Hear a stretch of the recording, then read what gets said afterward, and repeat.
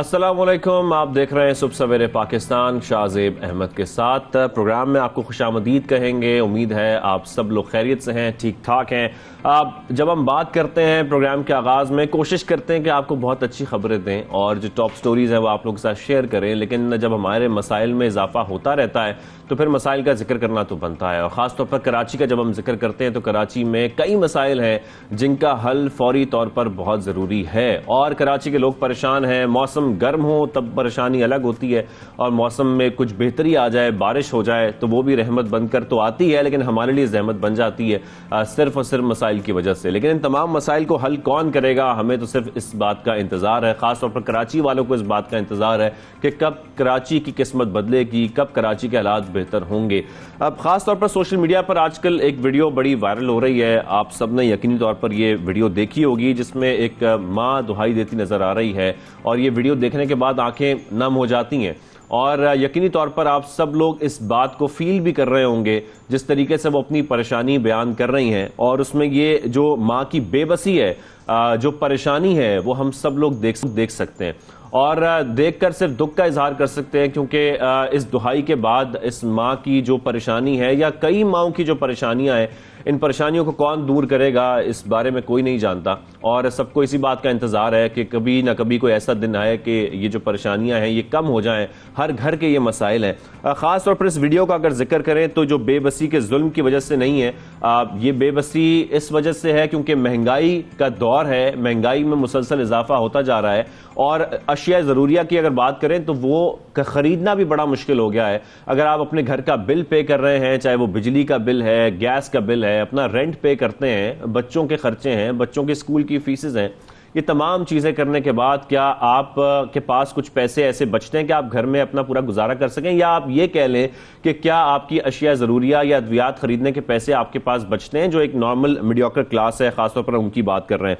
दिन ब दिन बढ़ती महंगाई के बोझ तले जो कराची के अवाम है, खासतौर पर वो शिकायत भी कर रहे हैं। और जो रिहायशी हैं कराची की, राबिया नामी माँ है, इन्होंने एक वीडियो पैगाम जारी किया और उसमें वो खासतौर पर यह कह रही है कि मेरा बच्चा बीमार है और बीमार होने की वजह से जो मेरे बिल हैं, खासतौर पर उन्होंने अपने यूनिट्स का जिक्र भी किया कि जो यूनिट्स मेरे हैं उसके हवाले से जो बिल आया है वो बहुत ज़्यादा है, मैं रेंट भी पे करती हूँ, घर की जो अशियाँ हैं वो भी खरीदनी होती हैं, और इसके साथ साथ जब बच्चों की अद्वियात खरीदनी हो तो फिर परेशानी और बढ़ जाती है, ये अफोर्ड नहीं कर पा रहे हैं लोग। तो ये पहले आपको वीडियो दिखाते हैं, इसका कुछ हिस्सा दिखाते हैं, उसके बाद इस पर तफसीली बात करेंगे कि इसका जिम्मेदार है कौन।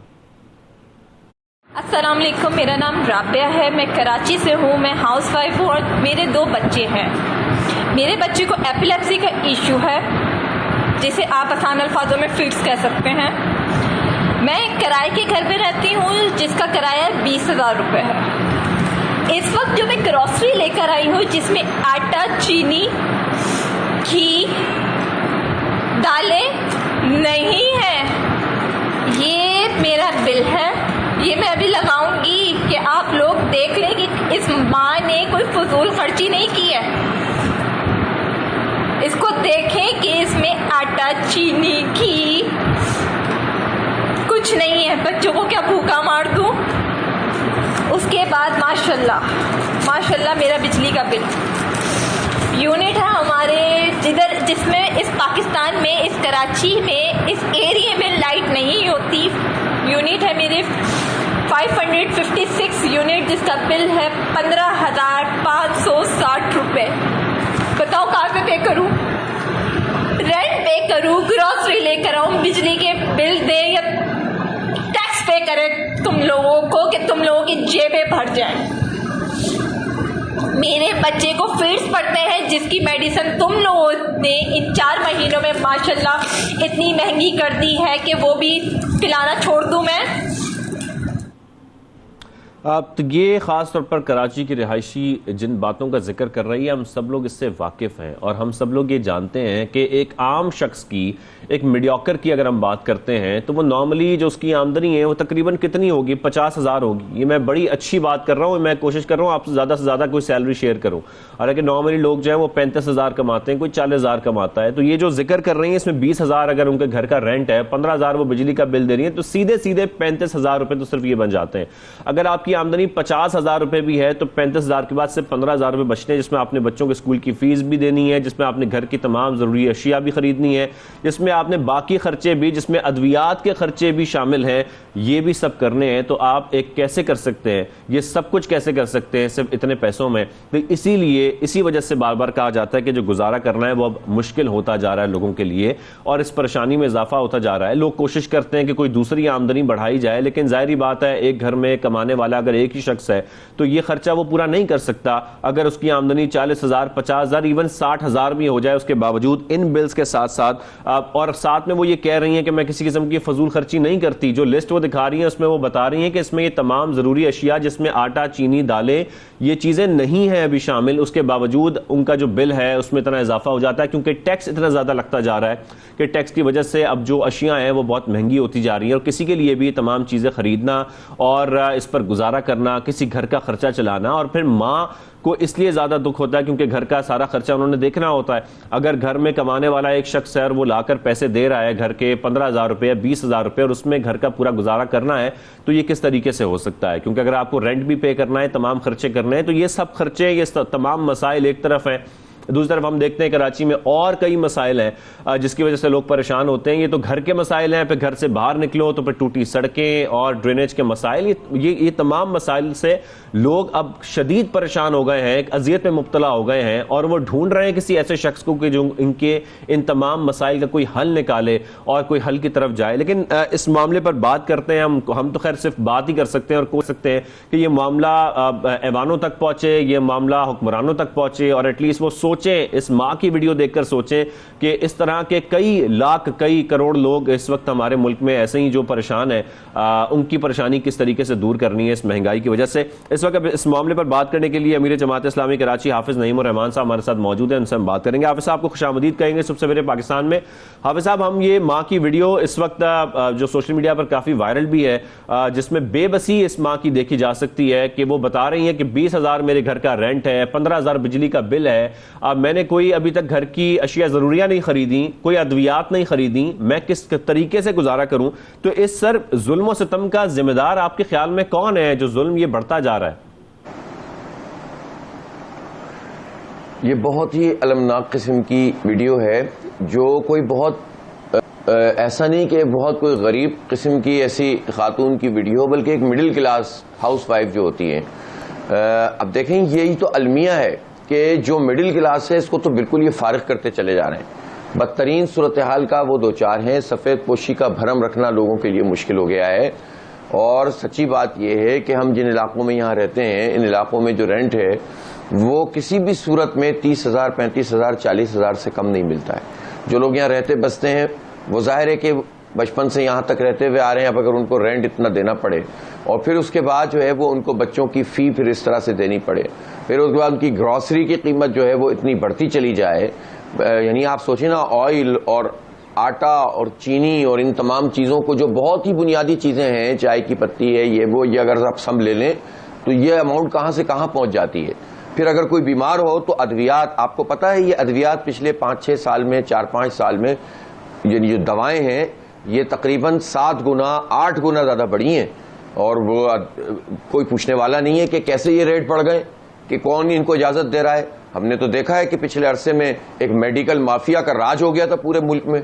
मेडिकल कॉलेजेस में एक जो पीएमडीसी था उसकी जगह पीएमसी बना दिया था। तालीम हासिल करना मुश्किल है।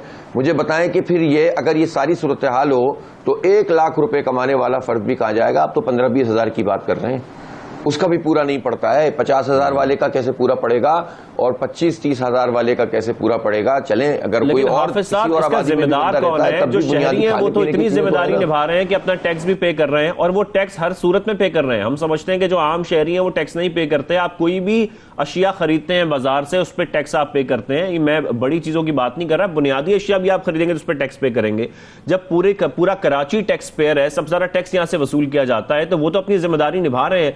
लेकिन अपनी जिम्मेदारी कौन नहीं निभा रहा? अपनी जिम्मेदारी वो तबका नहीं निभा रहा है जो हुकूमत में शामिल रहता है। हर हुकूमत के अंदर वो ब्यूरोक्रेट्स नहीं निभा रहे जिनके लल्ले तलल्ले खत्म नहीं होते, ठीक है। वो लोग नहीं निभा रहे कि जिनके पास जो गाड़ियां हैं प्रोटोकॉल की और उनको पुलिस की मोबाइल वैन भी मिलती हैं, और जिनके बच्चों को स्कूल छोड़ने के लिए भी मोबाइलें काम करती हैं, जिनके पास गाड़ियों के फ्लीट होते हैं, और ये सब हमारे खर्चों से पूरे होते हैं। टैक्स हम देते हैं, अय्याशियां ये करते हैं। आप कहते हैं ना पेट्रोल की कीमत हम कैसे नहीं बढ़ाएं, तो भाई पेट्रोल की कीमत में सिर्फ जिनको सरकारी पेट्रोल मिल रहा है वो आप बंद कर दें ना, और जिस तरह हम लोग पेट्रोल डलवाते हैं इस तरह ये पेट्रोल डलवाना शुरू कर दें, तो आप इनको पता चल जाएगा कि सैकड़ों अरब रुपए हमारे बच जाएंगे, और आपको जो है ना वो इस तरह IMF की गुलामी नहीं करनी पड़ेगी। लेकिन अपनी अय्याशी छोड़ने के लिए हुक्मरान तबका तैयार नहीं है। हुक्मरान तबके से मुराद जो है वो वुज़रा हैं, हुक्मरान तबके से मुराद तमाम इलेक्टेबल हैं, हुक्मरान तबके से मुराद तमाम ब्यूरोक्रेसी के लोग हैं, और वो सब लोग हैं। अच्छा, मैं पूछना चाहता हूं कि बड़ी जागीरों के ऊपर टैक्स क्यों नहीं है इस मुल्क में? बाकायदा तय किया हुआ इन जागीरदारों ने, यानी ये सारे के सारे मिलकर जो फैसला करते हैं बिजली के बिलों में टैक्स लगा के भेज दो, सारे के सारे जो फैसला करते हैं कि हम पेट्रोल की कीमत जो है वो बढ़ा देंगे, बिजली की कीमत बढ़ा देंगे, और उसके ऊपर फिर फ्यूल एडजस्टमेंट चार्जेस के नाम पर 10-10, 11-11 रुपए फिर मजीद एक यूनिट पे बढ़ा देते हैं।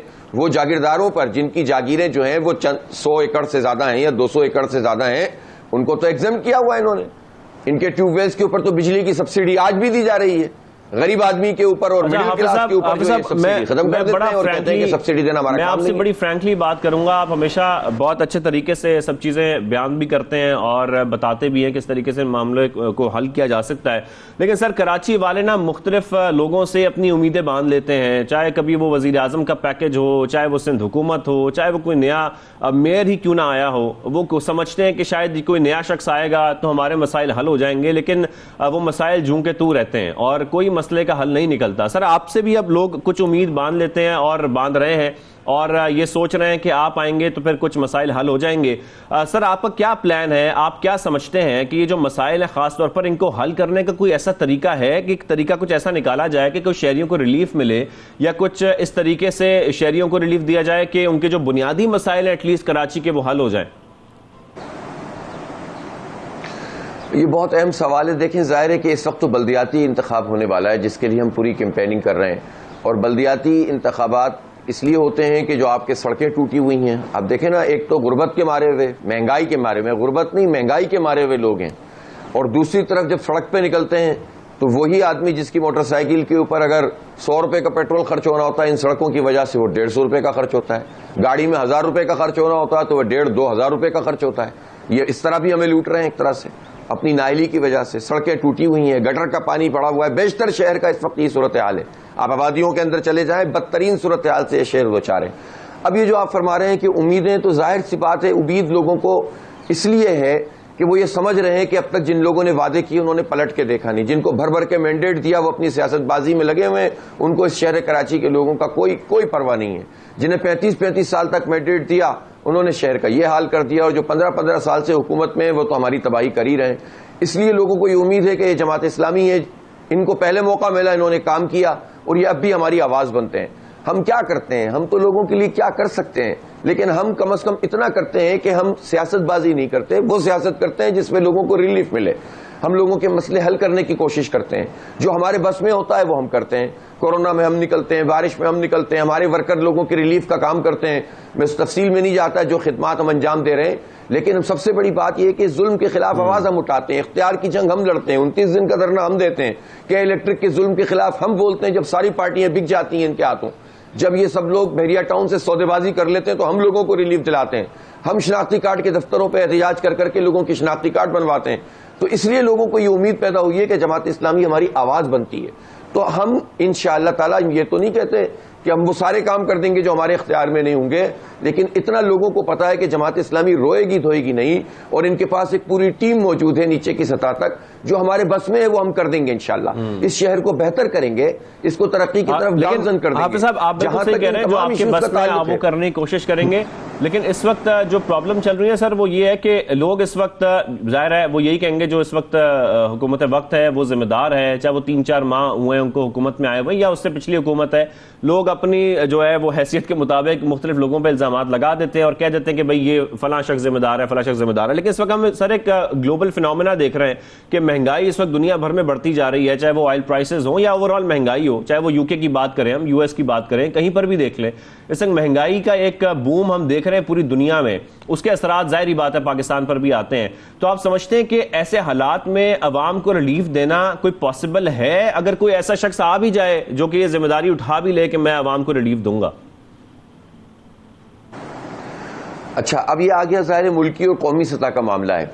मैं स्टेप वाइज बात करता हूं कि एक मरतबा लोगों का एतमाद इस मुल्क के अंदर किसी एक पार्टी और किसी शख्स के ऊपर या अफराद के ऊपर हो जाए कि वाकईतन ये झूठ नहीं बोलेंगे, धोखा नहीं देंगे, इल्जामात नहीं लगाएंगे सिर्फ, बल्कि कुछ काम करते हुए नजर आएंगे, तो इंशाअल्लाह ताला वो पार्टी और वो जमात लोगों की तवज्जो का मरकज बनेगी। और मुझे यकीन है कि इंशाअल्लाह ताला जमात इस्लामी इस पूरे मुल्क में कम बैक करेगी।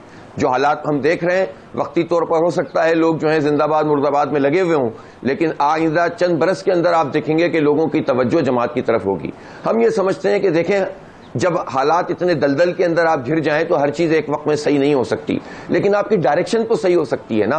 आप फौरी रिलीफ का सामान तो कर सकते हैं लोगों के लिए, आप अपनी शाखर्चियों के ऊपर कट तो लगा सकते हैं, आप जागीरदारों के ऊपर टैक्स तो लगा सकते हैं, आप इनकी जागीरों को जो अंग्रेजों ने दी थी और इन्होंने गुलाम इब्ने गुलाम बनाकर इन लाखों करोड़ों इंसानों को बनाकर रखा हुआ है इन जागीरों के अंदर, उनको तो उनके खिलाफ तो इकदाम कर सकते हैं, रद्दमल आएगा, लेकिन फिर अवाम के साथ खड़े होंगे इंशाअल्लाह। बजाय इसके कि हम अवाम के साथ मिलकर जात की लड़ाई लड़ें, पार्टी की लड़ाई लड़ें, हम अवाम के साथ मिलकर अवाम की लड़ाई लड़ेंगे और उन ताकतवर लोगों से लड़ेंगे कि जिन्हें या तो हटना पड़ेगा या फिर जो है वो लोगों को रिलीफ देना पड़ेगा, इसके अलावा कोई दूसरा रास्ता नहीं है।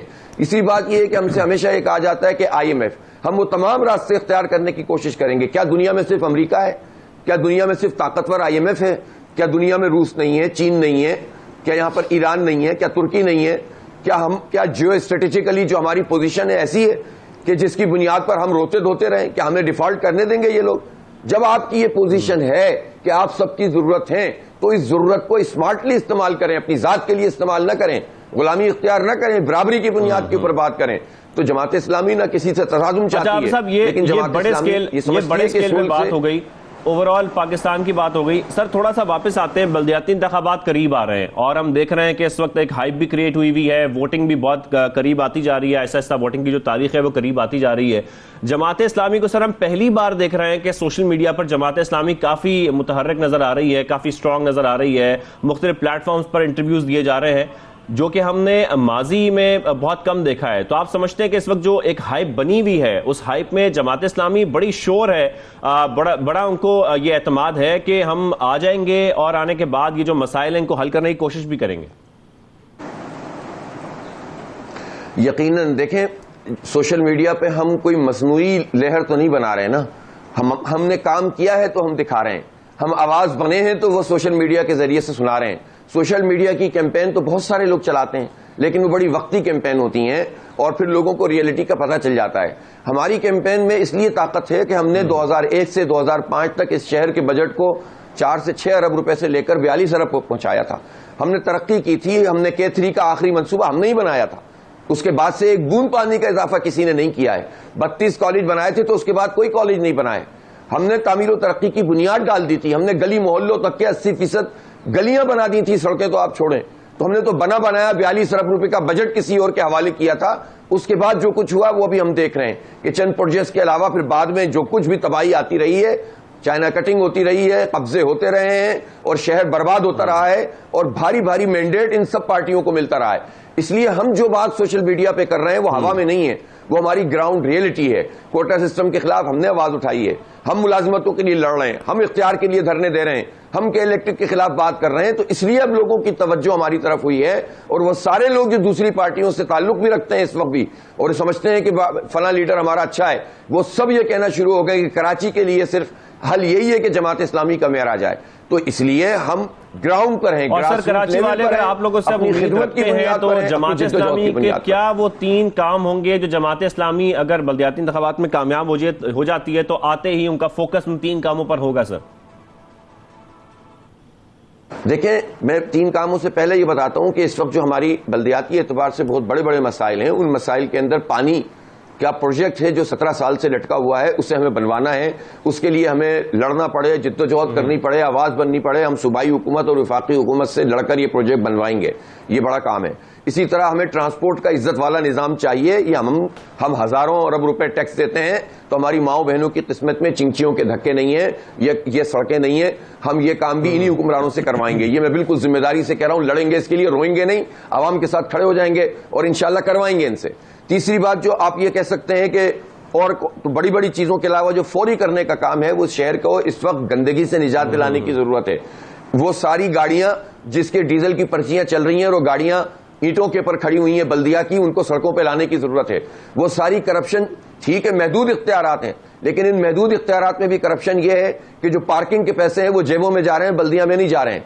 ये जो होर्डिंग लगे हुए हैं, इन होर्डिंग के पैसे बड़े बड़े लोग जो इस वक्त सियासी बुनियादों पर भर्ती हुए हैं जो है केएमसी के अंदर, वो सब इन्वॉल्व नजर आते हैं इसके अंदर। ये करप्शन खत्म करेंगे तो ये पैसे केएमसी में जाएंगे, इससे सफाई सुथराई होगी, इससे पैचवर्क होगा, पैर रखने की जगह मिलेगी, तो इंशाअल्लाह ताला चीजें बेहतर होना शुरू होंगी। तो फौरी तो इमीडिएट गंदगी, कीचड़, गिलाजत से बचाना है, नालों की सफाई करना है। जो पैसे ऑलरेडी नालों की सफाई के लिए टेंडर हो गए, वो मुर्तजा वहाब जवाब देना कि ये जो अरबों रुपए का टेंडर हुए हैं और 80 करोड़ रुपए का मानसून के लिए टेंडर हुआ, इसमें नालों की सफाई इन्होंने क्यों नहीं की? बड़ी बड़ी बातें की हैं, उन बातों का जवाब भी मैं इंशाअल्लाह मुझे आपकी बातों से ये समझ आ रही है कि इस वक्त कराची के जो बुनियादी मसाइल है उनमें सफाई बहुत जरूरी है, चाहे वो सफाई शहर की है या वो करप्शन की सफाई है, तो ये सफाई करना सब बहुत जरूरी है। हाफिज नईमुर रहमान साहब, थैंक यू वेरी मच, बहुत शुक्रिया ज्वाइन किया, और ज्वाइन करने के बाद बड़ा अच्छा लगा आपसे बात करके कि आप पुरुमीद हैं कि आपको कामयाबी मिलेगी और आप इस तरीके से कराची वालों के मसाइल हल करेंगे। So thank you very much. Hafiz Naimur Rahman साहब हमारे साथ मौजूद थे और जिस तरीके से कराची के मसाइल में इजाफा होता जा रहा है वो बता रहे थे कि क्या किया जा सकता है, वो 3 कौन से काम वो करने की प्रायोरिटी रखते हैं कि कराची के जो मसाइल हैं उनका हल निकाला जा सके। तो खैर बल्दियाती इंतखाबात करीब आते जा रहे हैं, उसमें देखा जाएगा किस तरीके से कौन कामयाब होता है, किसको कितने वोट पड़ते हैं। लेकिन इस वक्त कराची में क्योंकि मसाइल की बात हो रही है, तो कराची में जब बारिश होती है तो मसाइल में इजाफा हो जाता है और लोग परेशान फिर से हो जाते हैं, जिसका मैंने प्रोग्राम के आगाज में जिक्र किया था। कराची वाले एक बार फिर तैयार इसलिए हो जाएं क्योंकि 13 अगस्त तक ये कहा जा रहा है कि बारिशों का जो स्पेल आ रहा है वो 13 अगस्त तक चलता रहेगा, जारी रहेगा, और अगर ये 3-4 दिन तक जारी रहता है तो फिर शहर का क्या हाल होगा उस सब से आप लोग वाकिफ हैं। और हम उम्मीद करते हैं कि कुछ बारिशें इतनी ज्यादा ना हो क्योंकि अर्बन फ्लडिंग का खदशा जाहिर किया जा रहा है। महकमा मौसमियात के मुताबिक शहर के मुख्तलिफ इलाकों में कहीं हल्की कहीं तेज बारिश होने का इम्कान है, और यह भी कहा जा रहा है कि अर्बन फ्लडिंग का भी खदशा जाहिर किया जा रहा है। लेकिन बारिशों का सिस्टम कितना मजबूत है और कब से शुरू हो रहा है, क्योंकि आज भी हम देख रहे हैं हल्की जो बूंदाबांदी है वो कराची में मुख्तलिफ इलाकों में देखी गई है। इसी पर बात करने के लिए वेदरमैन जवाद मेमन साहब हमारे साथ मौजूद से हम बात करेंगे। जवाद भाई खुशामदीद कहेंगे आपको सुबह सवेरे पाकिस्तान में। जवाद भाई, इस वक्त लोग बड़ी टेंशन में और कुछ जानना चाह रहे हैं कि ये बारिशों का जो सिलसिला है ये एग्जैक्टली कब से शुरू हो रहा है, कितना मजबूत है और क्या वाकई अर्बन फ्लडिंग का खदशा भी है? जी शाजिब भाई, अस्सलाम वालेकुम आपको और पूरी टीम को। शाजिब भाई, बेसिकली 2 वेदर सिस्टम जो हैं वो इस वक्त सिंध को इफेक्ट करने जा रहे हैं। सबसे पहले बात करते हैं, इस वक्त एक ऑफशोर बे ऑफ बंगाल से जो है एक वेल मार्क लो प्रेशर वो एक्सपेक्ट किया जा रहा है कि ये सिंध की तरफ मूव करेगा। अगले 24 से 36 घंटे तक जो है इसके असरात सिंध की तरफ आना शुरू हो जाएंगे काफ़ी हद तक। साथ ही साथ मुंबई से एक और लो प्रेशर जो है वो कमज़ोर शिद्दत का है, देखा जाए तो वो भी उम्मीद की जा रही है कि वो भी अगले 24 घंटे तक जो है वो गुजरात और सिंध के आसपास जो है वो पहुंच जाएगा।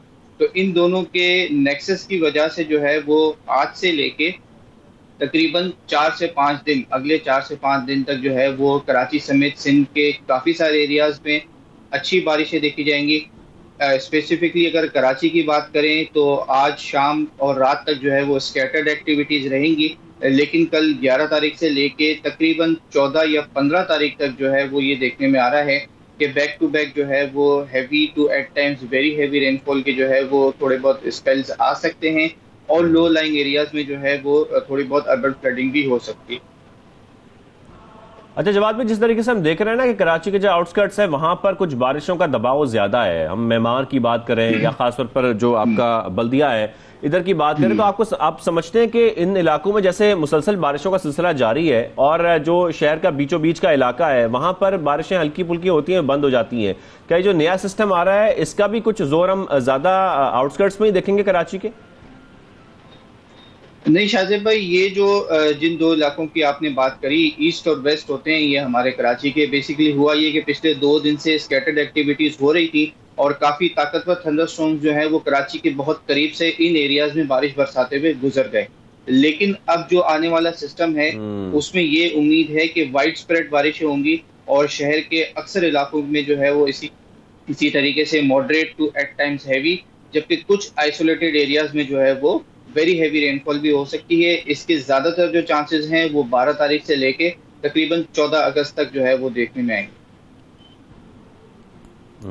अच्छा जवाब भी, नॉर्मली वैसे हम ये जो अगस्त का महीना होता है इसके मिड में देखते हैं कि मानसून का सीजन बाकायदा शुरू हो जाता है। इस दफ़ा कुछ अर्ली मानसून हम देख रहे हैं और उसका जो सिलसिला है वो मुसलसल चल रहा है। तो जवाब भी ज़रा ये बताएं ये कब जाके रुकेगा? क्या अगस्त में भी, सितंबर में भी चांसेस हैं कि बारिशें ऐसी चलती रहेंगी या कोई इसमें कोई रुकावट आ सकती है, कोई रुक जाए कहीं जाके? शाजिब भाई देखिए, हमारे यहाँ जो ऑफिशियली सीजन जो स्टार्ट होता है वो 15 जुलाई से लेके 15 सितंबर तक तो चलता ही है। इस दफा ये जो है जून के आखिरी हफ्ते में, या कह सकते हैं कि जुलाई के पहले हफ्ते में जो है वो आ गया था, क्योंकि 2 से 3 जुलाई को एक अच्छा स्पेल आया था कराची में। और जहां तक आपने बात करी सितंबर की, तो मिड ऑफ सितंबर तक तो जो है ये कंटिन्यू करेगा। कुछ अभी ऐसी पॉसिबिलिटीज हैं कि सितंबर के एंड तक भी मानसून सीजन जा सकता है। रही बात बारिशों की, तो अगस्त का आपको याद है कि हमने बताया था कि मामूल से ज्यादा बारिशें रहेंगी इस महीने भी। जुलाई से कदरें कम है, लेकिन अगर अगस्त की एवरेज देखी जाए तो अगस्त से जो है वो मामूल से ज्यादा रहेंगी। और सितंबर मैं यही आपसे कंफर्म करना चाहता जवाब भाई कि ये जो स्पेल है, ये जो सिस्टम दाखिल हो रहा है, ये जो पिछला हमने सिस्टम देखा है जुलाई में, क्या ये उससे मजबूत है? पहली बात। और दूसरी बात, काइंडली बलूचिस्तान के हवाले से भी जरूर अपडेट कीजिएगा। जी शाजिब भाई, ये जो आने वाला सिस्टम है, ये जो लास्ट हमने जुलाई में स्पेशली ईद के दिनों में जो स्पेल देखा था, ये उससे मिलता जुलता है। कह सकते हैं कि उससे थोड़ा बहुत कम है, शायद 20% कम हो, लेकिन उस वक्त भी एक well mark low pressure Arabian sea में मौजूद था। और ये जो आने वाला सिस्टम है, ये भी उम्मीद यही है कि अरेबियन सी तक आते आते जो है वेल मार्क लो प्रेशर यानी कि हवा का शदीद कम दबाव ही रहेगा। तो सिमिलर सिचुएशन रहेगी, लेकिन बारिशों के हवाले से शायद उतनी हैवी स्पेल ना हो जितना हमने वो ईद के दिनों में जुलाई में देखा था। रही बात बलूचिस्तान की शाजिद भाई, तो बलूचिस्तान में के भी काफी सारे एरियाज में इस सिस्टम के ज़ेर असर जो है वो heavy to at times very heavy rainfall जो है वो एक्सपेक्ट की जा रही है। फ्लड इफेक्टेड एरियाज में स्पेशली पिछले 2 दिन से बलूचिस्तान के काफी सारे एरियाज में जो है वो बारिशें हैं। कल भी सोमनानी, लसबेला, उथल, विंदर और हब तक जो है वो काफी अच्छी बारिशें देखने में आई हैं। और ये सिलसिला जो है वो गुजरते दिनों के साथ जैसे जैसे सिस्टम करीब आएगा, सिंध को क्रॉस करता जवाब भाई, बलूचिस्तान में तो हालिया बारिशों से निज़ाम ज़िंदगी धर्म भरम हो गया और हम उम्मीद करते हैं कि दोबारा बलूचिस्तान की कुछ ऐसी सूरत हाल ना ही बने, हमारी दुआ ही है। लेकिन खैर, जिस तरीके से आप बता रहे हैं तो ये वाकई अलार्मिंग सिचुएशन है और इस पर इकदामात जो है वो उठाने बहुत ज़रूरी हैं ताकि वहाँ के लोगों को नुकसान ना पहुँचे जैसे पहले पहुँचा। जवाब भी थैंक यू वेरी मच, आपने हमें ज्वाइन किया सुबह सवेरे में, हमें अपडेट किया वेदर के हवाले से। और जवाब भी बड़े इंपॉर्टेंट इंसान है, उसकी वजह ये कि इस वक्त जो पूरी वेदर सिचुएशन चल रही है उसमें जवाब भाई से हमें बता सकते हैं कि हमें क्या करना है, किस तरीके से एहतियात करनी है। लेकिन इसलिए कराची वाले थोड़े तैयार हो जाएं, कराची में बारिशें एक बार फिर शुरू होने वाली हैं। यहाँ पर छोटी सी ब्रेक लेंगे, ब्रेक के वापस आते हैं, फिर ये भी जानने की कोशिश करेंगे कि बलूचिस्तान में क्या होने जा रहा है।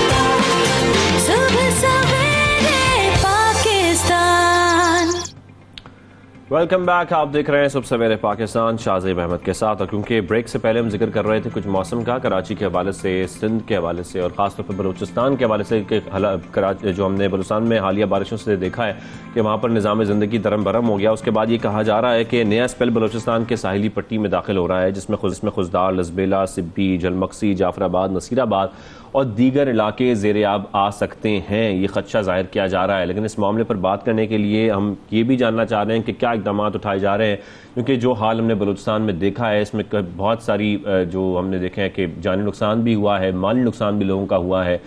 इसके साथ साथ वहाँ पर इस वक्त क्या सूरत हाल है, क्या इक़दाम खास तौर पर इन बारिशों की वजह से उठाए जा रहे हैं, इसी पर बात करने के लिए हमने रब्ता किया है तर्जुमान PTM असगर अली साहब से। असगर साहब को खुशामदीद कहेंगे सुबह सवेरे पाकिस्तान में। सर, तो हम ये जानना चाहते हैं कि इस वक्त जो रेस्क्यू ऑपरेशन ऑलरेडी चल रहा था वो कहाँ तक पहुँचा है, क्या वो मुकम्मल कर लिया गया है? जी थैंक यू। जी बिल्कुल, इस वक्त जो आपका जो थर्ड स्पेल था जिसने आपका लसबेला और झलमक्सी कच्ची डिस्ट्रिक्ट को काफी हिट किया था, डैमेजेस हुए थे, तो वहां पे काफी लोग स्टक थे और मोर देन जो है 2000 फैमिलीज को हमारी रेस्क्यू 1112 जो टीम थी उन्होंने सबको तमाम लोगों को रेस्क्यू कर लिया और इस वक्त जो है रेस्क्यू ऑपरेशन ऑलमोस्ट कंप्लीटेड है। रेस्क्यू ऑपरेशन कंप्लीटेड है। सर अब ये बताएगा कि जिस तरीके से ये जाहिर किया जा रहा है और खदशा जाहिर किया जा रहा है, बताया जा रहा है कि वहां पर एक बार फिर शदीद बारिशें हो सकती हैं, बारिशों का नया सिस्टम दाखिल हो रहा है और उसके बाद एक बार फिर ये देखा जा सकता है कि जो हमने हालिया बारिशें देखी हैं उसी तरह का नया स्पेल भी हो, तो सर इसके लिए खासतौर पर क्या इकदाम उठाए जा रहे हैं? जी बिल्कुल, आपका जो है मैं आपको बताते चलूं कि ये आपका जो एक स्पेल है जिसको नाम दिया गया गंगोर का, जो 10 से लेकर 13 अगस्त तक बलूचिस्तान के जो आपका ईस्टर्न बेल्ट है और some parts of the south और जो है कुछ नदरन एरियाज हैं हमारे, उनमें जो है उन इलाकों को ये हिट करेगा। तो उसके लिए हमने जो पीएमडी की एडवाइजरी थी उसी को हमने अलर्ट बना के डिसिमिनेट कर दिए तमाम डिप्टी कमिश्नर्स को, और साथ ही साथ इस दफा हमने एक और काम किया कि जो जितने भी डिपार्टमेंट थे उन सब के रोल एंड रिस्पॉन्सिबिलिटीज डिफाइन करके उनको अलर्ट कर दिया गया है और उनको कहा है कि जो आपके रिलेवेंट स्टाफ है उनको जो है विजिलेंट करें टू द पॉइंट, जहां पे जो मोस्ट वल्नरेबल पॉइंट है वो वहीं पे डिप्लॉय करें उनको, वो भी हों। हमने कल जो है आपके जो पहले से अफेक्टेड डिस्ट्रिक्ट थे और जिनमें दोबारा से कहा गया है कि हो सकता है कि बारिशें हों, जिनमें आपके लसबेला, झलमक्सी, खोजदार और इन एरियाज में कच्ची में, नोशकी में, तो इन एरियाज में कल ही हमने जो है अपनी तरफ से जो है अपने food and non food items जो है कंसर्न डिप्टी कमिश्नर भिजवा के हमने वहां पे स्टॉक पाइलिंग कर दिए कि इनकेस अगर खुदा न खास्ता कहीं से अगर रास्ते बंद होते हैं या कोई इस तरह का इशू बनता है तो कंसर्न डिप्टी कमिश्नर के पास ऑलरेडी स्टॉक हो और वो वहां से अपने लोगों को वहां से फैसिलिटेट करे। उसके साथ साथ हमारी टीमें भी विजिलेंट हैं और हमने भी वल्नरेबल पॉइंट है। जी इसके अलावा जो ऑलरेडी मुतासरा इलाके हैं, आप समझते हैं कि वहां से लोगों को इवैक्यूएट करना जरूरी है इस वक्त या कर लेना चाहिए? क्योंकि जब ये खदशा जाहिर किया जा रहा है तो और जिन इलाकों की खासतौर पर बात की जा रही है, ये पॉसिबिलिटी है कि वहां से लोगों को इवैक्यूएट किया जाए या वहां पर कुछ इस तरह के इकदाम उठाए जाएं कि लोगों का एक बार फिर कोई जानी नुकसान या माली नुकसान ना हो? देखिए जी, जो लास्ट टाइम जहाँ पे नुकसान हुए झलमक्सी और इन एरियाज में आपके लसबेला में, तो वहां पे जो कुछ जो है सेवर प्लेसेस जो है आइडेंटिफाई किए थे डिप्टी कमिश्नर ने, कंसर्न डीडीएमएस ने, तो हमने वहां से उन लोगों को ऑलरेडी एवैक्यूएट कर लिया है, तो वो बिल्कुल ऑलरेडी एवैक्यूएटेड हैं, सेव हैं। और जो कुछ और लोग हैं, आपको पता है कि यहाँ पे बलूचिस्तान में थोड़ा सा ट्रेंड थोड़ा डिफरेंट है। यहाँ पे जो लोग हैं, जो उनका एरिया होता है, नेटिव प्लेस होती है, तो वहाँ वो उनको छोड़ने के लिए तैयार नहीं होते, लेकिन फिर भी जो वल्नरेबल पॉइंट थे हमने वहां से इनको उठा के जो सेफ साइड थी वहां पे इनको जो है सेट आउट कर दिया है और कहीं कहीं पे लसबेला, किला सैफुल्ला और मुख्तलिफ एरियाज में हमने अपने जो है आईडीपीज कैंप वगैरह भी, वो रिलीफ कैंप भी स्टेब्लिश कर दिए हैं, तो कुछ वहां पे रह रहे हैं और कुछ को हमने ये भी कहा है डिप्टी कमिश्नर साहिबान को कि जो ऐसे एरियाज हैं जहाँ पे आप समझते हैं कि यहाँ पे खतरा है दोबारा से वाटर स्टक होने का और लोगों के स्टक होने का, तो उनको जो गवर्नमेंट आपकी बिल्डिंग वो थोड़ी सेव होती है, क्योंकि आपको पता है मोस्टली जो घर हैं बलूचिस्तान में, जो लोगों के विलेजेस में, वो कच्चे हैं, तो लेकिन जो गवर्नमेंट बिल्डिंग है, इंफ्रास्ट्रक्चर है, वो बहुत जो है फिर भी थोड़े जो है काफी हद तक बेहतर होता है वो, क्योंकि आपकी 7 टाइप और वो आपकी जो है बिल्डिंग्स बनी होती हैं आपकी आरसीसीज, तो वो थोड़ी कदरें बेहतर होती है, तो हमने कहा बाद में फिर इनको वहां पे शिफ्ट कर दें। ठीक है। अब सर थोड़ा सा ये जरूर बताइएगा कि एक तो आप हमारे प्लेटफॉर्म से क्या पैगाम देना चाहते हैं, बलूचिस्तान के लोगों को क्या कहना चाहते हैं, अगर कुछ आप इस हवाले से बताना चाहते हैं, और सेकेंडली ये जरूर बताइएगा कि कौन से इलाके हैं जिनके बारे में अब ये कहा जा रहा है कि वो दोबारा से शदीद मुतासर हो सकते हैं, वो कौन से इलाके हैं, वो कौन सी जगह हैं, अगर आप प्लीज उनकी निशानदेही भी करने साथ। जी बिल्कुल, आपको मैं बताऊं कि जिस तरह आपने देखा जो हमारे आपका 20% बलूचिस्तान का जो एरियाज है वो प्लेन एरियाज है और 80% जो consist on the mountainous areas. जो प्लेन एरियाज में जो अभी भी आपके इफेक्ट हुए, जिस तरह आपका कच्ची डिस्ट्रिक्ट था, झलमक्सी था, लसबेला था, सिब्बी, नसीराबाद, जाफराबाद, सोबतपुर के एरियाज हैं और some parts of the Noshki और आपका खोजदार के एरियाज, ये हमारे कुछ ऐसे पॉइंट हैं जो मोस्ट वल्नरेबल डिस्ट्रिक्ट्स हैं, जो आप अगर देखें इनको, और किला सैफुल्ला, जोब और पारखान वगैरह, तो ये ऑलरेडी पहले ही ज्यादा मुतासिर हो चुके हैं और इनको हमने एक क्लाइमेटी हिट एरिया डिक्लेयर कर दिया है। तो ये कुछ एरियाज ऐसे हैं जहाँ पे आपके वाटर के स्टेगनेंट होने के चांसेस हैं, जिसमें नसीराबाद, जाफराबाद, सोबतपुर, सिबी वगैरह हो गए प्लेन एरियाज। तो ये थोड़े से एरियाज मोस्ट वल्नरेबल है। उसके साथ साथ मैं अपने जो अवाम है अपनी बलूचिस्तान की, उनसे मैं थोड़ी सी छोटी सी एक जो है रिक्वेस्ट ये करना चाहूंगा कि आप पहले जो है जो ये स्पेल है इन 3 या 4 दिनों में बिला जरूरत जो है सफर से गुरेज करें। उसके साथ साथ अगर आपको बहुत ज्यादा जरूरी है कहीं पे जाना, कोई परेशानी है, तो अब जब आप जाएंगे तो आप PMD Pakistan meteorological department PDMA और डिस्ट्रिक्ट एडमिनिस्ट्रेशन की वेबसाइट से कंसल्ट करें, या जो उनके मुतलका लोग हैं या उनके टोल फ्री नंबर्स हैं जो कंट्रोल रूम बनाए गए हैं इस वक्त, तो उनसे राब्ते में रहें। राब्ता करके उनसे पहले पूछें कि रास्ते क्लियर हैं, कहीं पे बारिशें तो नहीं हो रही। अगर क्लियर हैं, वो आपको कहते हैं बिल्कुल कोई इशू नहीं है, रोड वहाँ पे बारिश नहीं हो रही और रोड क्लियर है, तो तब आप जाएं। उसके साथ साथ आप जब भी कहीं से गुजर रहे हो और पानी का सैलाबी रेला गुजर रहा है, तो आप देख के गुजरें कि भाई उसकी इंटेंसिटी क्योंकि बहुत ज्यादा होती है, आपको पता नहीं चल रहा होता है, क्योंकि वो आपको वॉश अवे कर सकती है वो पानी। तो इसलिए आप उसको देख के जो है थोड़ी देर रुक जाएं, वो सैलाबी रेला गुजर जाए, उसके बाद आप गुजरें। क्योंकि अगर आप गुजरेंगे तो आपको पता नहीं चल रहा होता है कि मैं आपको बताऊं कि आपका 1 फीट का पानी जो है वो आपकी बड़ी गाड़ी को भी वॉश अवे कर सकता है, क्योंकि उसकी इंटेंसिटी काफी ज्यादा होती है। तो हमारे जो अक्सर जो केसेस रिपोर्ट हुए, मोस्ट ऑफ फैमिलीज के जो यहाँ पे कैजुअलिटीज हुई हैं, तो वो इसी वजह से हुई हैं कि इन्होंने जो हमारी अवाम है उन्होंने जो है बहुत जल्दी की है रोड को क्रॉस करने हुए, और जब वो रोड क्रॉस कर रहे थे, वो सैलाबी रेले को क्रॉस करने की कोशिश कर रहे थे, तो वो पानी उनको बहा कर लेकर गया।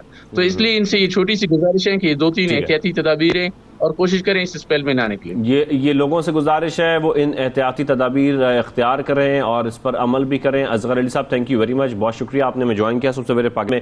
और जिस तरह खदशा जाहिर किया जा रहा है खासतौर पर बलूचिस्तान के हवाले से, तो हम उम्मीद करते हैं कि वहाँ पर कुछ सूरत हाल इस बार कुछ इतनी ख़तरनाक ना हो।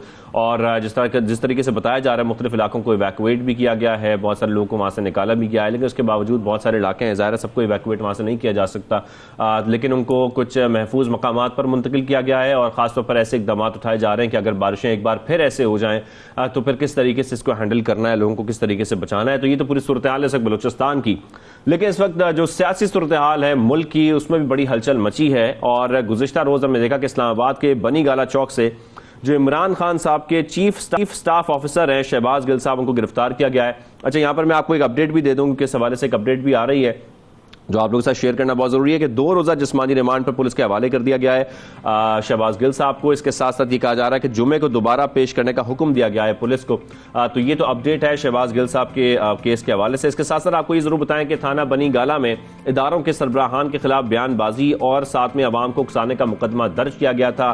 पीटीआई रहनुमा फवाद चौधरी ने भी बयान दिया, उन्होंने कहा कि शहबाज गिल को बगैर नंबर प्लेट गाड़ी में अगवा किया गया है। फिर साबिक वज़ीर आज़म इमरान खान साहब का भी बयान सामने आया, उन्होंने ये कहा कि एक तो उन्होंने मजम्मत की सबसे पहले इसकी, और इसके साथ ये कहा कि गिरफ्तारी नहीं की गई, ये अगवा किया गया है। फिर मजीद गिरफ्तारियों के खदशे पर जो पार्टी रहनुमाओं को अलर्ट रहने की हिदायत भी दी गई है इमरान खान साहब की जानिब से। इसके साथ साथ दूसरी जानिब हम ये भी देख रहे हैं कि मोनस लाई साहब ये कह रहे हैं कि बनी गाला की जो सिक्योरिटी है उसके लिए पंजाब पुलिस उन्होंने भेजने का ऐलान किया है। तो ये जो पूरी सियासी सूरत हाल बन रही है इस पर बात करेंगे। तज्जियाकार अदनान नादिल साहब हमारे साथ मौजूद हैं। अदनान साहब, आपको खुशामदीद कर, thank you very much. Sir, एक तो अपडेट आ रही है अभी फौरी तौर पर, उसमें कहा जा रहा है कि 2 रोज़ा जिस्मानी रिमांड पर पुलिस के हवाले कर दिया गया है शहबाज गिल साहब को। सर, जिस तरीके से हम देख रहे हैं शहबाज गिल साहब की गिरफ्तारी हुई, मोनस लाई साहब का बनी गाला में सिक्योरिटी भेजने का ऐलान सामने आया है, ये सारा जो सियासी मामला है ये किस तरफ जा रहा है आपके ख्याल में? पोलराइजेशन बहुत ज्यादा हो गई है और कशीदगी और तलखी बहुत बढ़ गई है, और यूं लगता है कि जैसे अब तसादुम की तरफ हम बढ़ रहे हैं। और आपने देखा कि शहबाज गिल को पहले तो कह रहे थे कि उठा लिया, कोई पर्चा दर्ज नहीं था, लेकिन बाद में उन पे FIR भी हो गई। अब उनकी जैसे आपने बताया जिस्मानी रिमांड दिया गया है और कहा गया है कि इनसे हमने मोबाइल फ़ोन बरामद करना है और वो पर्चा बरामद करना है, जिसे देखकर ये उस टेलीविज़न चैनल पे जो बातें कर रहे थे शायद वो किसी पर्चे पर लिखी हुई थी। तो इसी तरह उस टेलीविज़न चैनल के एक सीनियर ऑफिसर को, सीनियर ओहदेदार को भी अरेस्ट कर लिया गया है उनके घर से, और उसके मालिक के खिलाफ भी बगावत का, सेडिशन का पर्चा दर्ज कर लिया गया है, मुकदमा दर्ज कर लिया गया। तो इसका मतलब है कि जो भी ये चैनल जो है ख़ास तौर से इमरान खान के हक़ में बहुत ज़्यादा झुकाव था, तो ये फैसला किया गया है कि इमरान खान के हक़ में जो भी लोग बातचीत कर रहे हैं या मीडिया चैनल बहुत ज़्यादा उसको कवरेज दे रहे हैं, उनके ऊपर सख्ती की जाएगी। ये बातें हम काफ़ी अरसे से सुन रहे थे कि इमरान खान के करीबी साथियों को गिरफ्तार किया जा सकता है और किसी वक्त भी क्रैकडाउन होगा, और तो उसकी इब्तिदा तो हमें लगता है कि नज़र आ गई है। अभी शहबाज गिल के अलावा तो कोई और रहनुमा गिरफ्तार नहीं हुआ है। लेकिन अगर ये मामला इसी तरह जारी रहा तो सियासी फ़ज़ा ज़्यादा मुकद्दर होगी, ज़्यादा टेंशन बढ़ेगी। लेकिन ये बहरहाल एक तासुर उभर रहा है कि इमरान खान को पॉलिटिक्स से आउट करने का या उनको खुड्डे लाइन लगाने की कोशिश है, क्योंकि आपने देखा कि इलेक्शन कमीशन का एक फ़ैसला आया फ़ौरन ममनुआ फंडिंग के हवाले से, और उस फैसले में हालांकि पहले हाई कोर्ट का ये एक फैसला मौजूद था कि आप सब पार्टियों का एक साथ फैसला करें, लेकिन सिर्फ पीटीआई के बारे में फैसला आया और एक फ़ज़ा बनाई गई जिसमें उनको कहा गया कि ये ममनुआ फंडिंग लेते रहें। इसी तरह तोशा खाना के मामले को बहुत ज़्यादा मीडिया में उछाला गया। फिर सिक्योरिटी इदारों के हवाले से जो बयानात थे उनको बहुत ज़्यादा। अब जो शहबाज गिल ने बात की उसमें कदरे गैर मोहतात बात की, इसमें तो कोई शक नहीं है, लेकिन ये कि उससे ज़्यादा तल्ख बयानात और उससे ज़्यादा सख्त बयानात नून लीग के लीडर्स देते रहे हैं। नवाज शरीफ, ख्वाजा आसिफ, एयाज सादिक और दूसरे लीडर्स, मरियम नवाज, वहाँ पे नारे भी लगते रहे हैं, वीडियो क्लिप्स भी मौजूद हैं। तो ये सवाल तो पैदा होगा कि ये सिर्फ एक तरफा कार्रवाई क्यों हो रही है, ये सिर्फ एक पार्टी को ही निशाना क्यों बनाया जा रहा है। ये मुल्क के लिए कोई अच्छी कोई वो सूरत हाल नहीं है। मोनी सलाही एक सियासतदान है, वो पंजाब हुकूमत का तो हिस्सा नहीं है, लेकिन बहैसियत सियासतदान एक वो बयान तो दे सकते हैं, अपनी पार्टी के बड़े लीडर हैं। असल फैसला तो पंजाब के चीफ मिनिस्टर परवेज़ इलाही ने करना है, और परवेज़ इलाही को वो एक बहुत ही माकूल और प्रैक्टिकल आदमी हैं। वो कोई ऐसा रैश काम नहीं करेंगे। उनके तमाम रियासती इदारों से भी अच्छे ताल्लुकात हैं, पार्टियों से भी अच्छे ताल्लुकात हैं। तो मेरा ख्याल है कि वो बहुत सोच समझ कर ऐसा फैसला, जो भी फैसला होगा, ऐसा वो नहीं चाहेंगे कि बात तसादुम की तरफ जाए। ये तो परवेज़ इलाही साहब का फैसला होगा, लेकिन मुझे नाना साहब ये जरूर बताइएगा, जैसे कि आप भी जिक्र कर रहे हैं और हम देख भी रहे हैं कि एक तरफ जो पीटीआई अरकान है उनको एफआईए के जो नोटिस हैं वो जारी हो रहे हैं, दूसरी जानिब इमरान खान साहब खुद अपने पार्टी रहनुमाओं को ये हिदायत जारी कर रहे हैं कि वो खास तौर पर अलर्ट रहें क्योंकि गिरफ्तारियों में इजाफा हो सकता है, मजीद गिरफ्तारियां भी हो सकती हैं, यानी कि मजीद गिरफ्तारियों का खदशा भी जाहिर किया जा रहा है खुद इमरान खान साहब की जानिब से भी, और मुख्तलिफ जो पार्टी रहनुमा है वो भी ये बात कर रहे हैं। अगर इस तरीके से गिरफ्तारियां होती रहती हैं और इस तरीके से घेरा तंग होता रहता है पीटीआई के गिर्द, तो आप क्या समझते हैं तो फिर हालात कैसे होने जा रहे हैं आइंदा, हम अगर 1 महीने की बात करें तो? देखिए, पहले भी हम कई दफ़ा ऐसा देख चुके हैं। मैं 32 साल से सहाफ़ी हूँ, वैसे उससे पहले भी मैं सियासत में मेरा इंटरेस्ट था। तो हमने देखा कि पीपल्स पार्टी के खिलाफ बहुत क्रैकडाउन जनरल ज़ियाउल हक ने किया और उनके गिर्द जो है घेरा बहुत तंग कर दिया, और उसको ख़त्म करने की हर मुमकिन कोशिश की गई, उसको तोड़ने की कोशिश की गई, उनके लीडर्स को अरेस्ट किया गया, बहुत कोड़े तक मारे गए जनरल ज़ियाउल हक के दौर में। उस वक्त तो मीडिया भी इतना आज़ाद नहीं था जितना आज़ाद इस वक्त है, और सोशल मीडिया तो बिल्कुल भी नहीं था, लेकिन वो कोशिश नाकाम हुई। जनरल परवेज़ मुशर्रफ ने नवाज शरीफ के साथ ऐसा किया, लेकिन उनकी कोशिश भी नाकाम हुई। तो अगर इमरान खान इस वक्त बहुत पॉपुलर हैं और उन्होंने पंजाब के ज़िमनी इलेक्शन में ये साबित किया कि वो इस वक्त सबसे पॉपुलर लीडर हैं, तो उनकी जो अवाम में पॉपुलैरिटी है ये उसका मुकाबला नहीं कर पा रहे हैं। जमहूरी तौर पर ये उनको टफ टाइम नहीं दे पा रहे हैं, उनका मुकाबला करने की इनमें हिम्मत नहीं है, जाहिर यही लग रहा है। तो अब ये रियासती ताकत को इस्तेमाल कर रहे हैं पीटीआई के खिलाफ, इमरान खान के खिलाफ। उनके अरेस्ट होंगे, माजी में भी पाकिस्तान में ऐसा होता आया है, ये कोई पहली बार ऐसा नहीं हुआ है, ये पाकिस्तान की 70 साल की तारीख में है। हुसैन शहीद सोहरवर्दी हों, फातिमा जिन्ना हों, उसके बाद जुल्फ़िकार अली भुट्टो हों, बेनज़ीर भुट्टो हों, नवाज शरीफ हों, अब इमरान खान की बारी है, वो रिसीविंग एंड पर हैं। लेकिन इन बातों से कभी पाकिस्तान को फ़ायदा नहीं हुआ, सियासी अदम इस्तेहकाम हुआ है, मुल्क में अफरा तफरी और इंतशार बढ़ा है। अब देखना ये होगा कि पीटीआई के वर्कर्स कितना साहब इस वक्त जो हुकूमती इत्तेहाद है वो भी ये बात जानते हैं कि इन गिरफ्तारियों के बाद एक हुकूमती रिएक्शन, एक जो अवाम का रिएक्शन है वो आ सकता है, तो उनकी इस वक्त सोच क्या है, वो क्या प्लानिंग कर रहे हैं आपके ख्याल में? नहीं, मेरा ख्याल है कि उनका ख्याल है कि अवाम जो हैं पुरअमन एहतजाज तो करते हैं, जलसों में आते हैं, लेकिन वो ऐसा एजिटेशन नहीं करेंगे जिससे सिक्योरिटी इदारों या पुलिस के ख़िलाफ़ वो उनका तसादुम हो। वो जो पीटीआई के लोग हैं ज़्यादातर तालीम याफ्ता मिडिल क्लास के लोग हैं, वो आंसू गैस, शेलिंग, लाठीचार्ज या अरेस्ट जो है, इन चीज़ों की तरफ शायद वो ना जाएं।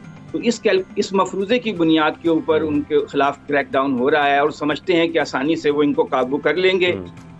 अगर इमरान खान को नाअहल करार दे दिया जाए या उनको अरेस्ट कर लिया जाए और पीटीआई जो है उसको किसी तरह इलेक्शन के अमल से बाहर रख दिया जाए या बहुत मार्जिनलाइज कर दिया जाए, तो फिर इलेक्शन में ये दूसरी पार्टियां जीत सकती हैं और पीटीआई को वक्ती तौर पर इलेक्शन की गेम से आउट किया जा सकता है। आप देखिए कि एक तरफ तो टीटीपी से मुज़ाकरात हो रहे हैं, अफगानिस्तान वफूद जा रहे हैं, 3 वफूद जा चुके हैं, स्वात में टीटीपी के लोग वापस आना शुरू हो गए हैं। वो लोग जिन्होंने 60,000 पाकिस्तानियों को कत्ल किया, एपीएस जैसे सानहा हुआ उनकी वजह से, उनके साथ हम मुज़ाकरात कर रहे हैं, उनको रियायतें दे रहे हैं, दूसरी उनको मेन स्ट्रीम में लाने की कोशिश कर रहे हैं। और ये दुनिया में होता भी है कि जो दहशतगर्द ग्रुप होते हैं, मुसल्ला ग्रुप होते हैं, उनको आहिस्ता आहिस्ता इदनान साहब एक बात बड़ी इंपॉर्टेंट है यहाँ पर, जिसका आपने ऑलरेडी जिक्र भी किया है कि मोनस लाई साहब बनी गाला की सिक्योरिटी के लिए पंजाब पुलिस भेजने की बात कर रहे हैं। इसका जिक्र आप ऑलरेडी कर चुके हैं, लेकिन मुझे थोड़ा सा ही बताइएगा, क्या वो इख्तियार रखते हैं? इख्तियार तो वो ऑब्वियसली नहीं रखते, तो ये तो इख्तियार अगर होगा भी तो सिर्फ परवेज लाई साहब के पास होगा। ये तो सिर्फ फिर एक सियासी बयान हुआ। हाँ, सियासी बयान है। वो काफ लीग के बड़े लीडर हैं और परवेज इलाही जो चीफ मिनिस्टर हैं उनके बेटे हैं। तो मुनस इलाही जो हैं वो तो बिल्कुल इख्तियार नहीं रखते, इख्तियार तो परवेज इलाही का है, चीफ मिनिस्टर। और परवेज इलाही चाहते हैं कि उनके बेटे जो हैं कौमी सियासत में उभर कर सामने आए, नुमाया हों, इसलिए वो अपने बाप के बिहाफ पे कोई बयान दे सकते हैं। मगर मेरा ख्याल है बिल्कुल इख्तियार उनका। अच्छा, वक्त की कमी है अदनान साहब, मैं एक कमेंट आपसे और चाह रहा हूँ। वो कमेंट है शाह महमूद कुरैशी साहब की, जो बेटी के इलेक्शन के हवाले से, नामजदगी के हवाले से जो एतराजात उठ रहे हैं, आपका इस बारे में क्या ख्याल है? आप कैसे देख रहे हैं इसको? देखिए, असूली तौर पे तो गलत है कि बाप भी एमएनए, बेटा जो है वो एमपीए, और बेटी को भी अब एमएनए बनाना चाहते हैं। और पीटीआई की जो सियासत थी उसमें तो उनका नारा था कि मौरूसी सियासत को ख़त्म किया जाए। लेकिन जो हमारे ज़मीनी हक़ाइक़ हैं, हमारा ट्राइबल कल्चर है, फ्यूडल कल्चर है, जिस इलाके की वो सीट है वो देही इलाका है, वहाँ पे पीरी मुरीदी है, वहाँ पे 2 ही ख़ानदान हैं, गिलानी ख़ानदान और कुरैशी ख़ानदान। अगर कुरैशी ख़ानदान का जो है उधर से कोई उम्मीदवार नहीं होगा तो पीटीआई वो बुरी तरह इलेक्शन हार जाएगी। तो मुकाबला गिलानी खानदान के बेटे के और कुरैशी खानदान की बेटी के दरमियान है। ये उस इलाके की ज़मीनी हक़ाइक़ है, एक जागीरदाराना माशरा है, देही माशरा है, पसमानदा इलाका है। हम शहरों में बैठे हुए लोग और तरह से सोचते हैं, देहात के लोग और तरह से सोचते हैं, एक पेट्रोनेज का निज़ाम है। लेकिन ये बात दुरुस्त है कि पीटीआई ने इसी मौरूसी सियासत के खिलाफ आवाज़ बुलंद की थी, लेकिन वो भी अब अमली सियासत उठाई। और ये एक सियासी चाल है आपके ख्याल में कि क्योंकि गिलानी खानदान और कुरैशी खानदान का ये मुकाबला होने जा रहा है। बहुत शुक्रिया अदनान अल साहब, थैंक यू वेरी मच, आपने हमें ज्वाइन और अपना तज्जिया दिया, खासतौर पर इस वक्त जो मुल्की हालात बन रहे हैं, गिरफ्तारियां हो रही हैं, गिरफ्तारियों के साथ साथ जिस तरीके से हम देख रहे हैं कि अवाम का रिएक्शन भी एक्सपेक्ट किया जा रहा है, लेकिन इसके बाद होने क्या जा रहा है, हुकूमती इत्तेहाद इस वक्त क्या सोच रहा है, इस पूरे मामले पर बात हो गई। लेकिन यहाँ पर बात थोड़ी सी ये भी होगी कि छोटी सी हमें ब्रेक लेनी है, कुछ न्यूज़ अपडेट्स आपको देनी है, उसके बाद वापस आएंगे और दीगर मामला पर बात करेंगे, दीगर सेगमेंट भी शामिल करेंगे।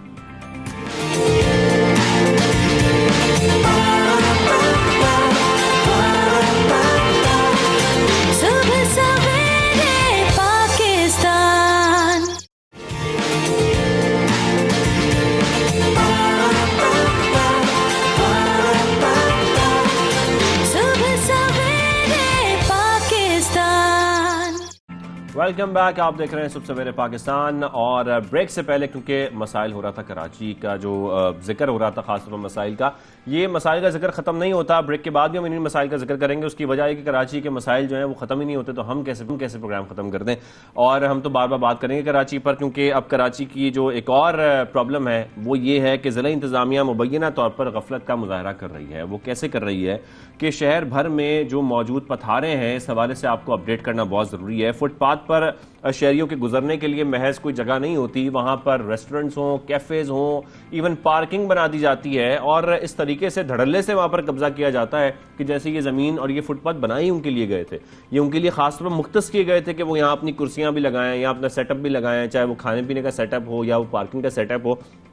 तो ये खासतौर पर जो पथारा माफिया है ये जो कब्जा माफिया है, हम तो इसको कब्जा माफिया ही कहेंगे, जो कब्जा माफिया ये कौन है, ये किस तरीके से बासानी कब्जा कर लेते हैं, कोई पूछने वाला नहीं होता, कोई चेक करने वाला नहीं होता, इवन कोई उनको हटाता भी नहीं है वहां से। तो ये इस तरीके से धड़ल्ले से किस तरीके से कब्जा कर रहे हैं शहर के मुख्तलिफ इलाकों में हम ये देख रहे हैं। और अब कोई भी इलाका हो, अच्छे से अच्छे इलाके और बुरे से बुरे इलाके, हर किस्म के इलाकों में हम देख रहे हैं कि ये इस तरीके से जो कब्जा माफिया है वो छाया हुआ है। लेकिन इसको रोकेगा कौन, पहले तो इस पर अपडेट हासिल करेंगे। नुमाइंदा न्यूज़ हैं फरीद आलम, वो अपडेट कर रहे हैं, बड़ी अच्छी रिपोर्ट्स लेकर आते हैं फरीद आलम, और बड़े अच्छे मामले कराची के खासतौर पर जो इशूज हैं उनको उठाते हैं हमारे प्रोग्राम में।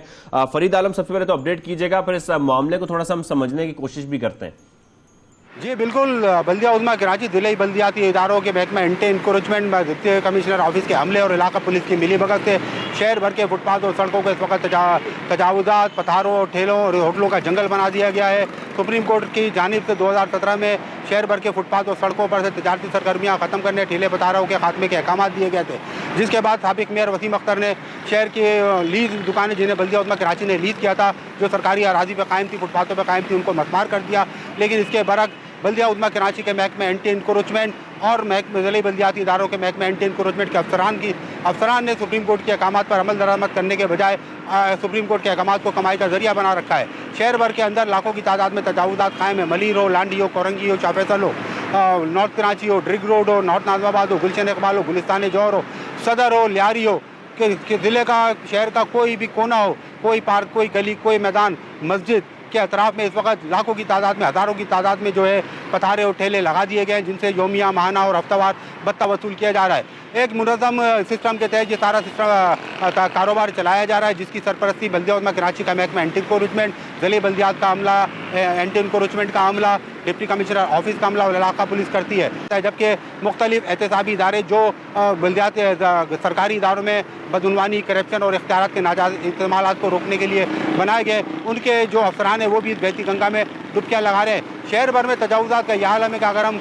वाटर पम्प चौरंगी की बात करें तो वाटर पम्प चौरंगी के दोनों अतराफ गाड़ियों के डेकोरेशन करने वाले काबिज हैं, आयशा मंजिल पर फल वाले काबिज हैं, फ्रूट वाले काबिज हैं, होटल माफिया काबिज है, फर्नीचर मार्केट बना ली गई है, लियाकताबाद 10 नंबर के ऊपर पूरी मार्केट कायम कर की गई है, तीन अट्टी के पुल के एक तरफ जो है लोहे के काम करने वाले काबिज हैं, नागन चौरंगी से बोर्ड ऑफिस तक मुख्तलिफ दुकानात कारोबार फुटपाथ पे किया जा रहा है। इन तजावुजात, पथारों और ठेलों की वजह से शहर भर में ट्रैफिक जाम के मसाइल संगीन होते जा रहे हैं। ट्रैफिक जाम की वजह से अक्सर औकात एम्बुलेंस भी फंस जाती है जिसमें मरीज़ होता है, और कई दफ़ा ऐसा भी हुआ कि कई जो मरीज़ हैं वो अपनी जानों से भी हाथ धो बैठे हैं, एम्बुलेंस में फंसे थे, एम्बुलेंस को जगह नहीं मिली। जबकि सुप्रीम कोर्ट के अहकाम पर शहर की लीज दुकानों को तोड़ा गया, हज़ारों दुकानों को तोड़ा गया जो लीज थी, जिनको बल्दिया उज़्मा कराची ने लीज दी थी, डिप्टी कमिश्नर ऑफिस से लीज दी गई थी, लेकिन उनको तोड़ दिया गया। लेकिन उसके बरक फुटपाथों पर इस कारोबार को फ़रोग दिया जा रहा है। शहरियों की जानिब से मुतालबा किया जा रहा है, ट्रैफिक पुलिस की जानिब से कहा जा रहा है कि तजावुजात की वजह से सड़कों पर पथारों और ठेलों की वजह से ट्रैफिक जाम के मसाइल इनको ख़त्म किया जाए, लेकिन किसी के कान पे जू तक नहीं रिंग रही है। समाजी तंजीमों की जानिब से इस वक्त शदीद मौजूदा एडमिनिस्ट्रेटर मुर्तज़ा वहाब से मुतालबा किया जा रहा है कि शहर में दीगर जहाँ वो काम कर रहे हैं तजावुजात पे भी तवज्जो दें, पथारों ठेलों पे तवज्जो दें और शहर से पथारों ठेलों के खात्मे को यकीनी बना। शहरियों ने चीफ जस्टिस ऑफ पाकिस्तान से एक बार फिर शहर कायद के सड़कों, फुटपाथों को तजारती सरगर्मियों के इस्तेमाल पर नोटिस लेने की अपील की है। जी ठीक है फरीद आलम, नोटिस लेने का भी कहा जा रहा है, एक्शन लेने का भी कहा जा रहा है, लेकिन जो शहरी हैं वो तो ये शिकायत कर रहे हैं, लेकिन इस पर एक्शन होता है कभी, या अगर एक्शन होता है तो उसके बाद एक बार फिर हम देखते हैं कि जो कब्जा माफिया है वो फिर कब्जा कर लेती है इन फुटपाथों पर। लेकिन इस मामले को जानना भी है और इसका हल क्या है, इस हवाले से बात करने के लिए साबिक एडमिनिस्ट्रेटर कराची रऊफ अख्तर साहब हमारे साथ इस वक्त मौजूद हैं, उनसे हम बात करेंगे। रऊफ साहब आपको खुशामदीद कहेंगे सुबह सवेरे पाकिस्तान में। Sir thank you very much, आपने वक्त दिया। रऊफ साहब, ये जो मामला हम देख रहे हैं ये कुछ अरसे से तो खैर हम देख रहे हैं कि बहुत ज्यादा बढ़ गया है, लेकिन ये मामला अब का नहीं है, बहुत अरसा हो चुका है। एक एक्शन लिया जाता है इंतजामिया की जानिब से, एक बार फिर वहां पर पथारों में इजाफा हो जाता है और फिर सब लोग वापस आ जाते हैं, फिर कब्जा माफिया जो मुतहर्रिक हो जाता है। आपके ख्याल में ये जो जिस तरीके से तजावुजात हमें हर तरफ नजर आ रहे हैं, ये इसका जिम्मेदार कौन है और इसका हल कैसे निकाला जाए? बिस्मिल्लाहिर्रहमानिर्रहीम। सबसे पहले आपका बहुत शुक्रिया, और 92 न्यूज़ को भी मैं मुबारकबाद दूंगा कि इन्होंने इतना सेंसिटिव इशू को जो है वो टच किया है, और यकीनन ये बहुत बड़ा माफिया है और ये इतना बड़ा अजाब बन चुका है कराची के लिए, कराची वालों के लिए और चलने वालों के लिए, खास तौर से जो दरमियान में क्लास के जो तबका है उनके लिए, एक अजाब बन गया है। मुख्तलिफ किस्म के जो इलाके हैं, बल्कि अब तो पूरे कराची को कोई भेजा नहीं होगा। आप कहीं भी जाएं वहां पर जो है रोड पर देखें तो रोड की जगह 4 लेन है तो उसमें सिर्फ 1 लेन एक्टिव होती है, 3 लेन पे कब्जे हैं, या कहीं गाड़ियों के कब्जे हैं, कहीं पथरारों के कब्जे हैं, कहीं ठेलों के कब्जे हैं। पूरा एक माफिया की शक्ल है। अगर आप प्ले ग्राउंड में जाके देखें या आप वैसे सिंपल आप एरियाज में जाके देखें जो थोड़ी बहुत ओपन स्पेसिस हैं तो वहां पर पथारे हैं। अगर सड़कें हैं तो वहां पर जो है वो रेस्टोरेंट ने अपना कब्जा कर रखा है। उन्होंने अपने आप को जो है 3/4 पे वो काबिज हैं और 1/3 पे जो है उनकी अपना रेस्टोरेंट होता है। बिल्कुल ऐसा, ये एक ऐसा माफिया बन चुका है कि इसके लिए गाहे बगाहे इस पे एक्शन होते हैं, मगर अलमिया यह है कि एक्शन तो होते हैं मगर एक्शन में आपके अंदर की विल नहीं होती है। वो सिर्फ दिखाने के लिए दिखावेबाजी वाले एक्शन होते हैं सर। ये आपने जो है वो कर दिया, कॉस्मेटिक एक्शन कर दिया और करने के बाद ये कमिटमेंट होता है गालिबन, जो मैंने अपने दौर में भी देखा है। उसके बाद भी हालात को देखते हुए आते हैं कि कमिटमेंट होता है कि हम जाएंगे और ऐसा करेंगे और उसके बाद फिर आपने जो करना है वो कर लीजिएगा। तो यही कुछ चीजें यहाँ पर भी नजर आ रही हैं। आप कहीं भी जाकर के देखें तो एक्शन भी अगर कभी होता है, कभी इनकी ड्राइव चलती है एक्शन लेने। लेकिन रऊफ साहब, जो ये बातें सामने आ रही हैं कि वाकई कमीशन लेकर इन जगहों को दिया जाता है कब्जा माफिया को, फिर वो यहाँ पर, क्योंकि जाहिर है सबको नजर आ रहा है, अगर शहरियों को नजर आ रहा है तो इंतजामिया को भी नजर आ रहा है कि किन इलाकों में, वो इलाके भी जहां पर बहुत सारी सरकारी इमारतें भी हैं, उन इलाकों में भी फुटपाथ पर इस तरीके से पथारे लगाए जा रहे हैं, पार्किंग्स बनाई जाती हैं गैर कानूनी। तो ये नजर तो सबको आ रहा है, लेकिन ये नजरअंदाज क्यों किया जा रहा है? जी बिल्कुल, इसमें कोई दो राय नहीं है। आपकी जो रिपोर्ट है, जो फरीद ने अभी रिपोर्ट बनाई है, और जो आपका जो इस पे प्रोग्राम करने का जो अंदाज है, यकीनन ये कोई फ्री में तो कोई काम कभी भी नहीं होता है। और कराची में कहाँ फ्री का कॉन्सेप्ट रह गया है अब तो? ना हमदर्दी है, ना मोहब्बत के दो बोल हैं। उस माहौल में आप समझते हैं कि ये पसारे फ्री में लगे होंगे? यकीनन ये जो भी कंसर्न जो महकमे है, हर एक का जो है हिस्सा बकायदा दूसरा वाली बात है। यहाँ पर जो है सबने अपने अपना कमिटमेंट जो है वो पूरे कराए हुए होते हैं और उसके तहत ये चीजें एनकरेज हो रही होती हैं। वरना तो मुमकिन ही नहीं है कि आप कैसे आप किसी जगह एक पत्थर तो रख के दिखा दें। अगर आपने कहीं कोई कमिटमेंट अगर नहीं किया है तो ना कि आप पूरे इलाकों में आपने कब्जे कर रखे हैं, तो ये तो बहुत तकलीफदेह बात है। और हमें खुद कहते भी शर्म आती है, क्योंकि हम भी हुकूमत का हिस्सा रहे हैं। शर्म आती है बात करते हुए, बताते हुए भी शर्म आती है कि जो इस हालात हैं और कराची के साथ जो ज्यादती हो रही है, जो सुतेली मांगा सलूक हो रहा है, ये तो कहीं भी नहीं हो रहा होगा शायद। इतना बहुत ही तकलीफदेह अमर है कि अब लोगों के लिए जिंदगी का सांस लेना भी एक अजाब हो गया है। तो इसमें सब शामिल है। इसमें बिल्कुल ये नहीं कह सकते कि कोई एक ही अदारा शामिल है। सब अपना अपना जो है वो रोल प्ले कर रहे हैं और अपना अपना शेयर ले रहे हैं और उसके बाद सब कुछ कर लेंगे। सर, आप एडमिनिस्ट्रेटर कराची रहे हैं, अभी बल्दियाती इंतखाबात की बात हो रही है, एक बार फिर एक बड़ा हॉट इशू चल रहा है कि एक बार फिर कराची वालों ने कुछ उम्मीदें बांध ली हैं लोगों से और ये समझ रहे हैं कि हमारे मसाइल हल हो जाएंगे। सर, आपके ख्याल में क्या होने जा रहा है? आप समझते हैं कि इन मसाइल का जितना इजाफा हो चुका है इस वक्त कराची में, इनको हल करने के लिए अब बड़ा वक्त भी चाहिए, इख्तियारात भी चाहिए, फंड्स भी चाहिए? देखिए जी, पहली बात तो ये, अगर हम लोकल गवर्नमेंट की बात करते हैं, लोकल बॉडीज इलेक्शन की बात करते हैं, तो जब तक आपको आर्टिकल 140A पर मुकम्मल तरीके से इख्तियारात नहीं दिए जाएंगे, कराची का कोई मसला मुस्तक़िल हल नहीं होगा। ये सिर्फ आई वॉश है और कुछ भी नहीं है। और रहा बात ये कि लोकल बॉडीज के जो इलेक्शन पे कैंपेन चल रही है, आप देखें उसमें जिस हिसाब से बेदरीग पैसे का इस्तेमाल किया जा रहा है, तो यकीनन उनका कोई जहन में कोई और मकसद भी होगा कि हमने आने के बाद क्या करना है, कैसे करना है, जबकि हर एक को पता है कि हमारे पास कोई इख्तियारात नहीं है। जो मौजूदा जो लोकल गवर्नमेंट एक्ट है उसके तहत अगर आप देखते हैं तो कोई इसमें ऐसे इख्तियारात नहीं है जिससे आप जो है जितने एक्सपेंस हो रहे हैं उसको आप रिकवर भी कर सकें या शहर को यूटिलिटी प्रोवाइड भी कर सकें। तो ये तो एक बहुत बड़ा इशू है। इसके लिए तो एड्रेस करने के लिए हर पॉलिटिकल पार्टी को जब तक इकट्ठे होकर के बैठ करके आप एक्ट को प्रॉपर तरीके से एंडोर्स नहीं करेंगे, अमेंड नहीं करेंगे और 140A की स्थिति के तहत लेकर के नहीं आएंगे, उस वक्त तक लोकल बॉडीज का इलेक्शन होना या नए लोगों का आ जाना, उससे कोई अगर समझते हैं कराची वाले कि कोई फला पार्टी आएगी तो वो काम करेगी, फला आएगी तो वो काम करेगी, कोई भी पार्टी इस एक्ट के साथ डिलीवर नहीं कर सकेगी। अच्छा सर, ये तो बात हो गई सियासी भी और कानूनी भी। अब जरा हम बात करते हैं कि अवामी सोच की सर, कि जिस तरीके से अब हम देख रहे हैं कि लोगों ने भी एक्सेप्ट कर लिया है, लोग ये बात एडमिट कर चुके हैं कि हाँ, अगर यहाँ पर फुटपाथ है तो ये फुटपाथ हमारे लिए नहीं है, ये नहीं रेस्टोरेंट्स के लिए है, इन्होंने ही तो यहाँ पर अपना सेटअप लगाना है, इन्होंने तो अपनी कुर्सियां लगानी है। तो लोग भी अब एक सोच जो है वो लोगों की तब्दील हो गई है कि जो फुटपाथ उनके लिए बनाए गए थे या जो जगह उनके लिए मुख्तस की गई हैं ताकि लोग, क्योंकि लोग सर ट्रैवल करते हैं, स्टूडेंट्स आते जाते हैं, लोग अपने दफातर जाते हैं, बस स्टॉप्स हैं, ये तमाम चीजें प्रॉपरली अगर नहीं बनी होंगी और बनी हो और उसका इस्तेमाल ना हो सके तो इसमें आप क्या समझते हैं कि अब लोगों की भी सोच बदल चुकी है, लोग एक्सेप्ट कर चुके हैं, हाँ अब शहर का हाल ऐसा ही है, अब हमें कुछ नहीं किया जा सकता इस बारे में? देखिए, इस दौर में जहाँ पर बेतहाशा महंगाई है, बेतहाशा बेराह रवि है, वहां पर अगर आप ये समझते हैं एक कॉमन मैन, एक शरीफ आदमी अपना हक ले पाएगा या अपने तौर पे किसी तरीके से किसी को हटा करके अपने चलने का रास्ता निकाल लेगा, ये बिल्कुल नामुमकिन बात होगी। जब हम लफ्ज यूज करते हैं माफिया, तो माफिया के साथ आप और मैं, कोई शरीफ आदमी नहीं लड़ सकते, आदमी जो है वो उनके साथ हिम्मत ही नहीं कर सकता, सोच ही नहीं सकता। वो अपने आप को, अपना दामन बचा करके निकलने की कोशिश करते हैं कि उसकी इज्जत बची रहे, ताकि वो इन लोगों के साथ मिक्सअप हो जाए। क्योंकि हर एक को पता है, जब आपके पास अदारों के जो ऊपर के लोग हैं, जो मैटर करते हैं लॉ एंड ऑर्डर के लिए और चीजों के लिए, जब वो देख रहे होते हैं, वो वहां बैठे होते हैं, तो उस की मौजूदगी में उन हालात को देखते हुए आपकी किसी भी शरीफ आदमी क्या हिम्मत पड़ेगी वो उसको वहां से हटाने की बात करेगा? किससे करेगा? किसके पास जाएगा वो अपने इशू को एडजस्ट कराने के लिए? किसको जाके अपना रोना जाके रोएगा? वो जहाँ जाएगा वही तो लोग शामिल है इन सब चीजों के अंदर जो है। राव साहब, वैसे तो हम ये जानते हैं कि जो एक्शंस भी लिए जाते हैं वो सिर्फ दिखावे के लिए लिए जाते हैं, लेकिन फिर भी मैं आपसे ये जानना चाहूंगा कि आप क्या समझते हैं कि उन कई मसाइल के साथ साथ जो ये एक मसला पथारों का भी है, और खासतौर पर जो ये कब्जा माफिया है जिस तरीके से शहर पर कब्जा करता जा रहा है, इसके हल के लिए क्या इकदाम उठाने होंगे?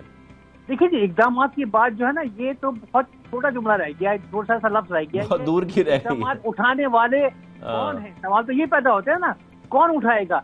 अगर कोई भी ऐसा फोरम आपको मिल जाए, ईमानदाराना फोरम, तो समझे कि ना कि हमने स्टेप लेना है, ये खत्म करना है, तो ये 1 घंटे से ज्यादा की मार नहीं है, बिल्कुल नहीं। ऑनेस्टली मैं आपको बताता हूँ।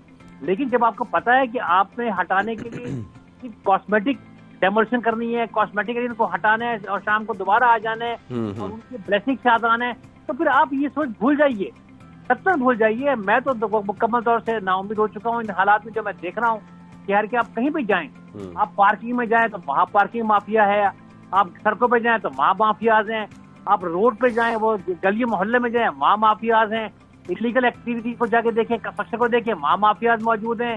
सड़कें जो पहले 100 फुट की सड़क थी वो कम होते होते इस वजह 10 फुट की रह गई है। किस बात को जाकर रोना रोएंगे आप? और कहाँ जाए आदमी करने के लिए?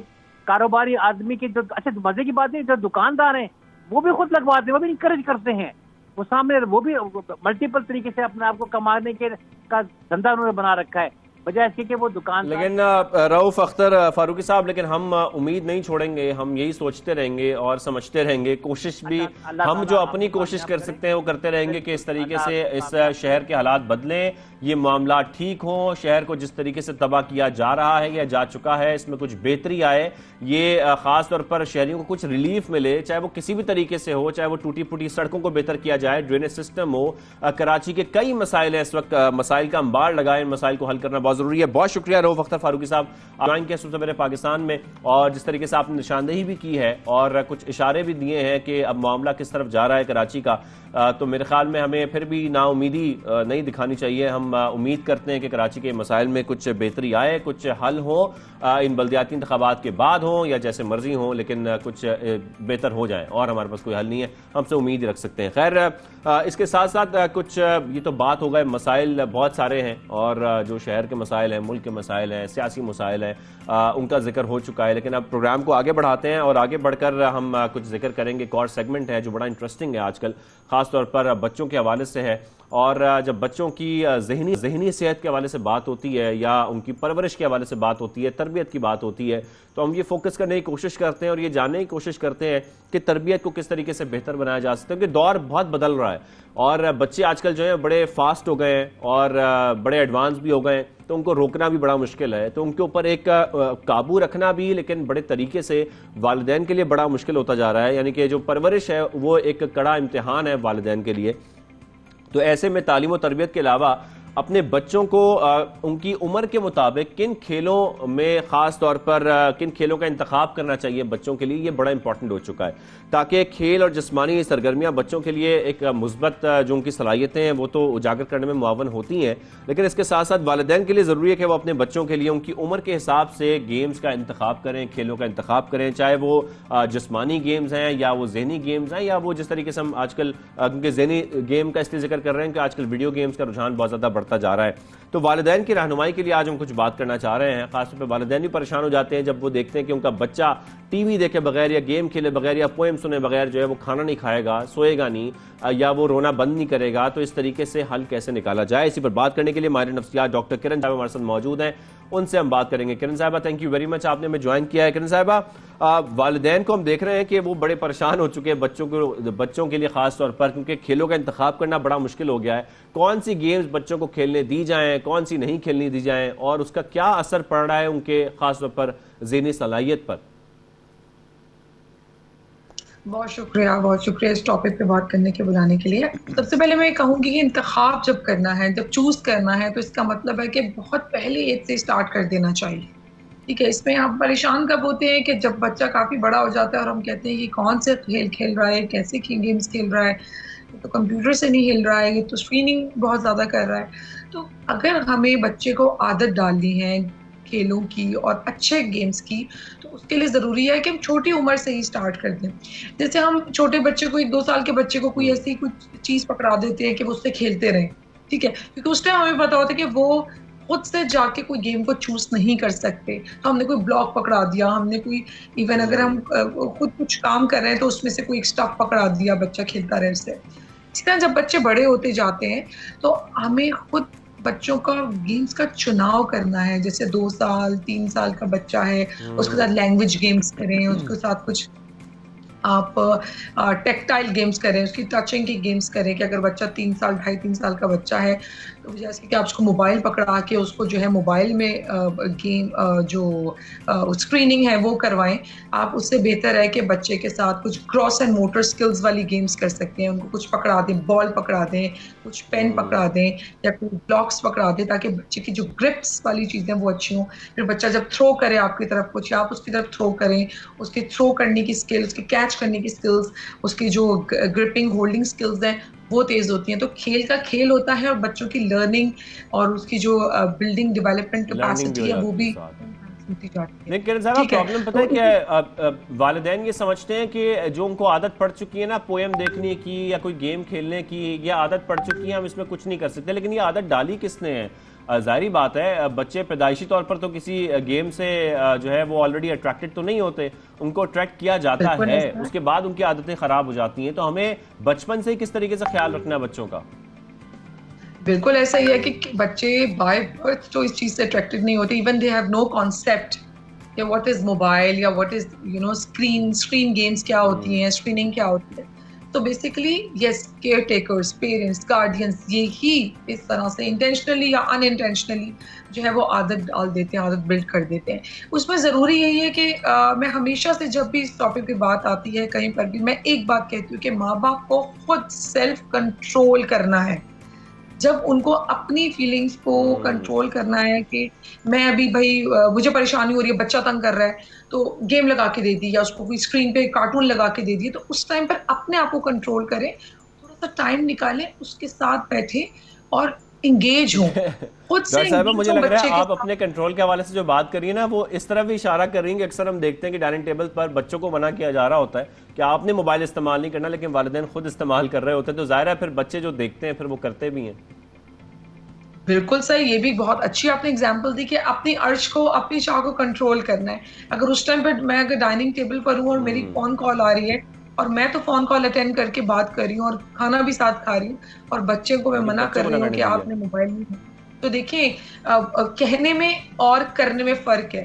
ठीक है, हम जो कहते हैं वो इतना असर नहीं करता, बच्चे जो देखते हैं वो मॉडल करते हैं, वो ऑब्जर्व करके वो सीखते हैं और वही उनकी कैरेक्टरिस्टिक्स। आप थोड़ा सा इस तरफ आ जाते हैं कि गेम्स बच्चों के लिए इंपॉर्टेंट तो बहुत हैं, और वो इसलिए इंपॉर्टेंट है क्योंकि आजकल हम देखते हैं कि फिजिकल गेम्स की मैं खासतौर पर बात कर रहा हूँ कि उसके लिए बच्चों की जो फिजिकली उनकी फिटनेस है वो बहुत ज़रूरी है, उनकी सलाहियतों में बेहतरी आती है, उनकी ज़हनी नशोनुमा में बेहतरी आती है।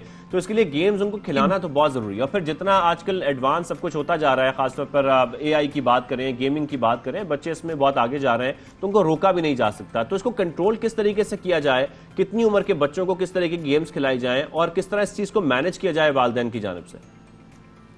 देखिए जिस तरह से मैंने आपको मिसाल दी शुरू में 2-3 साल के बच्चे की, ठीक है, क्योंकि उससे छोटा जो बच्चा होता है वो तो खुद ही अपनी फैंटेसी प्ले या इधर उधर देखना, हाथ पांव चलाना, थोड़ा सा मूवमेंट करना, इनकी तरफ होता है। लेकिन 2-3 साल का बच्चा जब थोड़ा सा और इसमें हवास जो है वो कायम होते हैं, तो वो बच्चा फिर कोई ना कोई चीज़ों को खेलना या उसके साथ एंगेज होना चाहता है। इसी तरह थोड़ा सा और ऊपर आए तो 4-5-6 साल के बच्चे हैं, अब उनमें ऐसे ऐसे का फिजिकल एक्टिविटी के गेम्स स्टार्ट कर देने चाहिए, ठीक है, जिसमें बच्चा थोड़ा सा भाग रहा है, पेरेंट्स में से कोई या बहन भाइयों में से कोई इसको पकड़ रहा है, या वो भाग रहे हैं और बच्चा उनको पकड़ रहा है। इसके अलावा आप जो है वो कोई भी टेक्टाइल गेम्स होते हैं, टच गेम्स होते हैं, पजल्स गेम होते हैं, बच्चे के साथ बैठ के एंगेज हों, उनके साथ खेलें, बच्चे जो है वो पजल बनाएं, जहन तेज होता है, मेमोरी तेज होती है, कौन सा पजल किधर लगना है, ये सब चीज़ें होती हैं। इसके अलावा ये मैं भी आपको 6-7 साल के बच्चे की बात बता रही हूँ, इसी एज में स्टोरी गेम्स होती हैं, ठीक है, उनको स्टोरी सुनाई जाए, फिर उसमें से कुछ क्वेश्चंस किए जाएं, तो बच्चे का focus, concentration, listening skills improve होती हैं, ठीक है। और ऊपर जाइए तो 9, 10, 11 साल के बच्चे और फिर आगे टीनेज आती हैं, तो उसमें आप थोड़ा सा उनके साथ क्रिकेट घर में खेलना शुरू कर दें या बाहर जाके खेलने, बॉल खेलने, थ्रो बॉल, बास्केटबॉल, बट ये वाली वो गेम्स है नॉट विद रूल्स, हल्का फुल्का बच्चे के साथ थोड़ा सा उसके एक्टिविटी जो है वो फिजिकल एक्टिविटी को एनहांस करने के लिए ये चीज़ें बहुत ज़रूरी है, ठीक है। अच्छा, स्क्रीनिंग की बात, क्योंकि आजकल के दौर में मोबाइल, टैबलेट्स, कंप्यूटर्स, ये सब चीज़ें बहुत ज़्यादा आम है, तो इन पे भी हम थोड़ी बात कर लेते हैं कि इनपे भी इंगेज कर सकते हैं। ऐसी बात नहीं है कि बिल्कुल नो है, लेकिन इनका टाइम का तायुन रखना पेरेंट्स के लिए बहुत ज्यादा जरूरी है। जब कंप्यूटर्स है तो बच्चे के साथ खुद पहले कंप्यूटर। डॉक्टर साहब, आप समझती हैं कि ये तायुन करना ही बहुत जरूरी है कि गेम्स भी किस उम्र के लिए बनाई गई हैं? खासतौर पर गेम्स के बारे में ये बताया जाता है, हर गेम के साथ ये लिखा होता है कि ये कितने उम्र के बच्चों के लिए गेम्स बनाई गई हैं। तो इस बात को समझना पेरेंट्स के लिए बड़ा इंपॉर्टेंट है कि जो गेम वो बच्चों को खिला रहे हैं, क्या वो 6 साल की उम्र के बच्चों के लिए है, 12 साल की उम्र के बच्चों के लिए, 18 साल की उम्र के बच्चों के लिए, क्योंकि साइकोलॉजिकली बड़ा इफेक्ट आता है गेम्स का बच्चों के ऊपर। बिल्कुल आप सही कह रहे हैं, लेकिन पेरेंट्स से कोई गार्डियन तो इस चीज को देखता भी नहीं कौन सी एज के लिए क्या है। इवन बच्चों के सामने वॉयलेंट गेम्स खेल रहे होते हैं, वॉर चल रही है, गन्स चल रही है, यानी स्क्रीन पे ही लेकिन देख के चले गुजर जाते हैं कि चलो अपना गेम्स खेल रहे हैं अपना। उनके लिए सबसे बड़ी बात ये है कि बिजी हुए हैं, हमें तंग नहीं कर रहे, ठीक है। और बिजी अगर वो 2-2, 3-3 घंटे के लिए भी हो रहे हैं और वो वॉयलेंट गेम्स खेल रहे हैं, तो उनके अंदर एंगर आ रहा है, वो उनके अंदर जो है कितना ज्यादा ये फ्रस्ट्रेशन आ रही है कि जब एक टारगेट को किल करना चाहते हैं वो किल नहीं हो रहा, तो फ्रस्ट्रेशन। और बहुत से दफा आपने देखा होगा बच्चे जो है वो स्क्रीन, अगर मोबाइल या कंप्यूटर से तो उनकी स्क्रीन पे मारना शुरू कर देते हैं, उठा के कुछ होरी नाम से गेम जो है वो क्रॉस नहीं हो रहा, लेवल क्रॉस नहीं हो रहा, तो फ्रस्ट्रेशन उनके अंदर बिल्ड होती है। तो यस, इस चीज का देखना चाहिए। इवन गेम्स को पहले खुद पेरेंट्स देखें कि वो कौन सी गेम है, बच्चों के साथ खेलने की कोशिश करें, और ये चीजें क्वालिटी ऑफ डेवलपमेंट इन जो हमारी बच्चे की जो लर्निंग है उसको इम्प्रूव करता है। लर्निंग डेवलपमेंट जो है इम्प्रूव करते हैं, बच्चों को स्किल्स को भी इम्प्रूव कराना है, और इस तरीके से आप लोग को मॉनिटरिंग भी करनी है, वालिदैन को मॉनिटरिंग करनी है, क्योंकि बच्चे क्या खेल रहे हैं, नहीं तो ये बड़ी गलत बात होगी अगर छोटे बच्चे बड़े बच्चों वाली गेम्स खेल रहे हैं। Thank you very much doctor Kiran Javed साहब, आपने किया और बड़ी अच्छी आपने बातें बताई हैं बच्चों के हवाले से, लेकिन इस पर अमल करना बहुत ज़रूरी है हम सब के लिए, खासतौर पर वालिदैन के लिए। जो भी आप लोगों के आसपास बच्चे हैं, आप लोग ज़रूर मॉनिटर करें, उनको देखें कि अगर वो कोई फिजिकल एक्टिविटीज़ भी कर रहे हैं तो वो एक तो सेफली करें, और सेकेंडली अगर कोई गेमिंग कर रहे हैं तो वो गेमिंग उनकी एज के मुताबिक होना बहुत जरूरी है। लेकिन यहां पर छोटी सी ब्रेक लेते हैं, ब्रेक के वापस आते हैं, कुछ मजीद सेगमेंट शामिल करेंगे ब्रेक के बाद।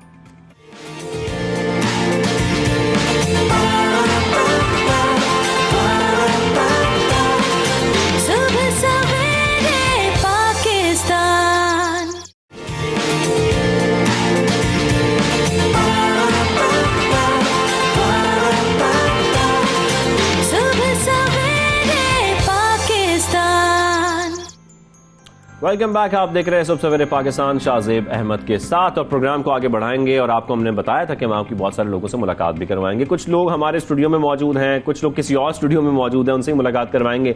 तो सबसे पहले जिनसे आपकी मुलाकात करवाने जा रहे हैं वो आज हमारे साथ मौजूद हैं, जो शख्स एक हिम्मत की आला मिसाल भी है। खैबर पख्तूनख्वा के ज़िला कुरम से इनका ताल्लुक है और इरफानुल्लाह इनका नाम है। बम धमाके में ये बताया जा रहा है कि ये टांगों से महरूम हो गए थे, लेकिन इसके बावजूद उन्होंने हिम्मत नहीं हारी, अपना काम जारी रखा, और क्योंकि इस चीज़ को उन्होंने खुद फील किया तो उन्होंने ये भी कोशिश की कि मैं दूसरों का सहारा बनूं और दूसरों के लिए काम करूं। खास तौर पर कि उन्होंने, जैसा कि हमने जिक्र किया कि हिम्मत नहीं आ रही, तो हिम्मत इसलिए नहीं आ रही कि वो इस वक्त दूसरों की तालीम के लिए भी काम कर रहे हैं, अपनी तालीम भी उनकी जारी है, फिर बम धमाकों और बारूदी सुरंगों से जो मुतासरा अफराद हैं उनके लिए खास तौर पर वो काम कर रहे हैं, उनकी बहाली के लिए भी और उनकी तालीम के लिए भी। ऐसा उन्होंने सेंटर कायम किया है।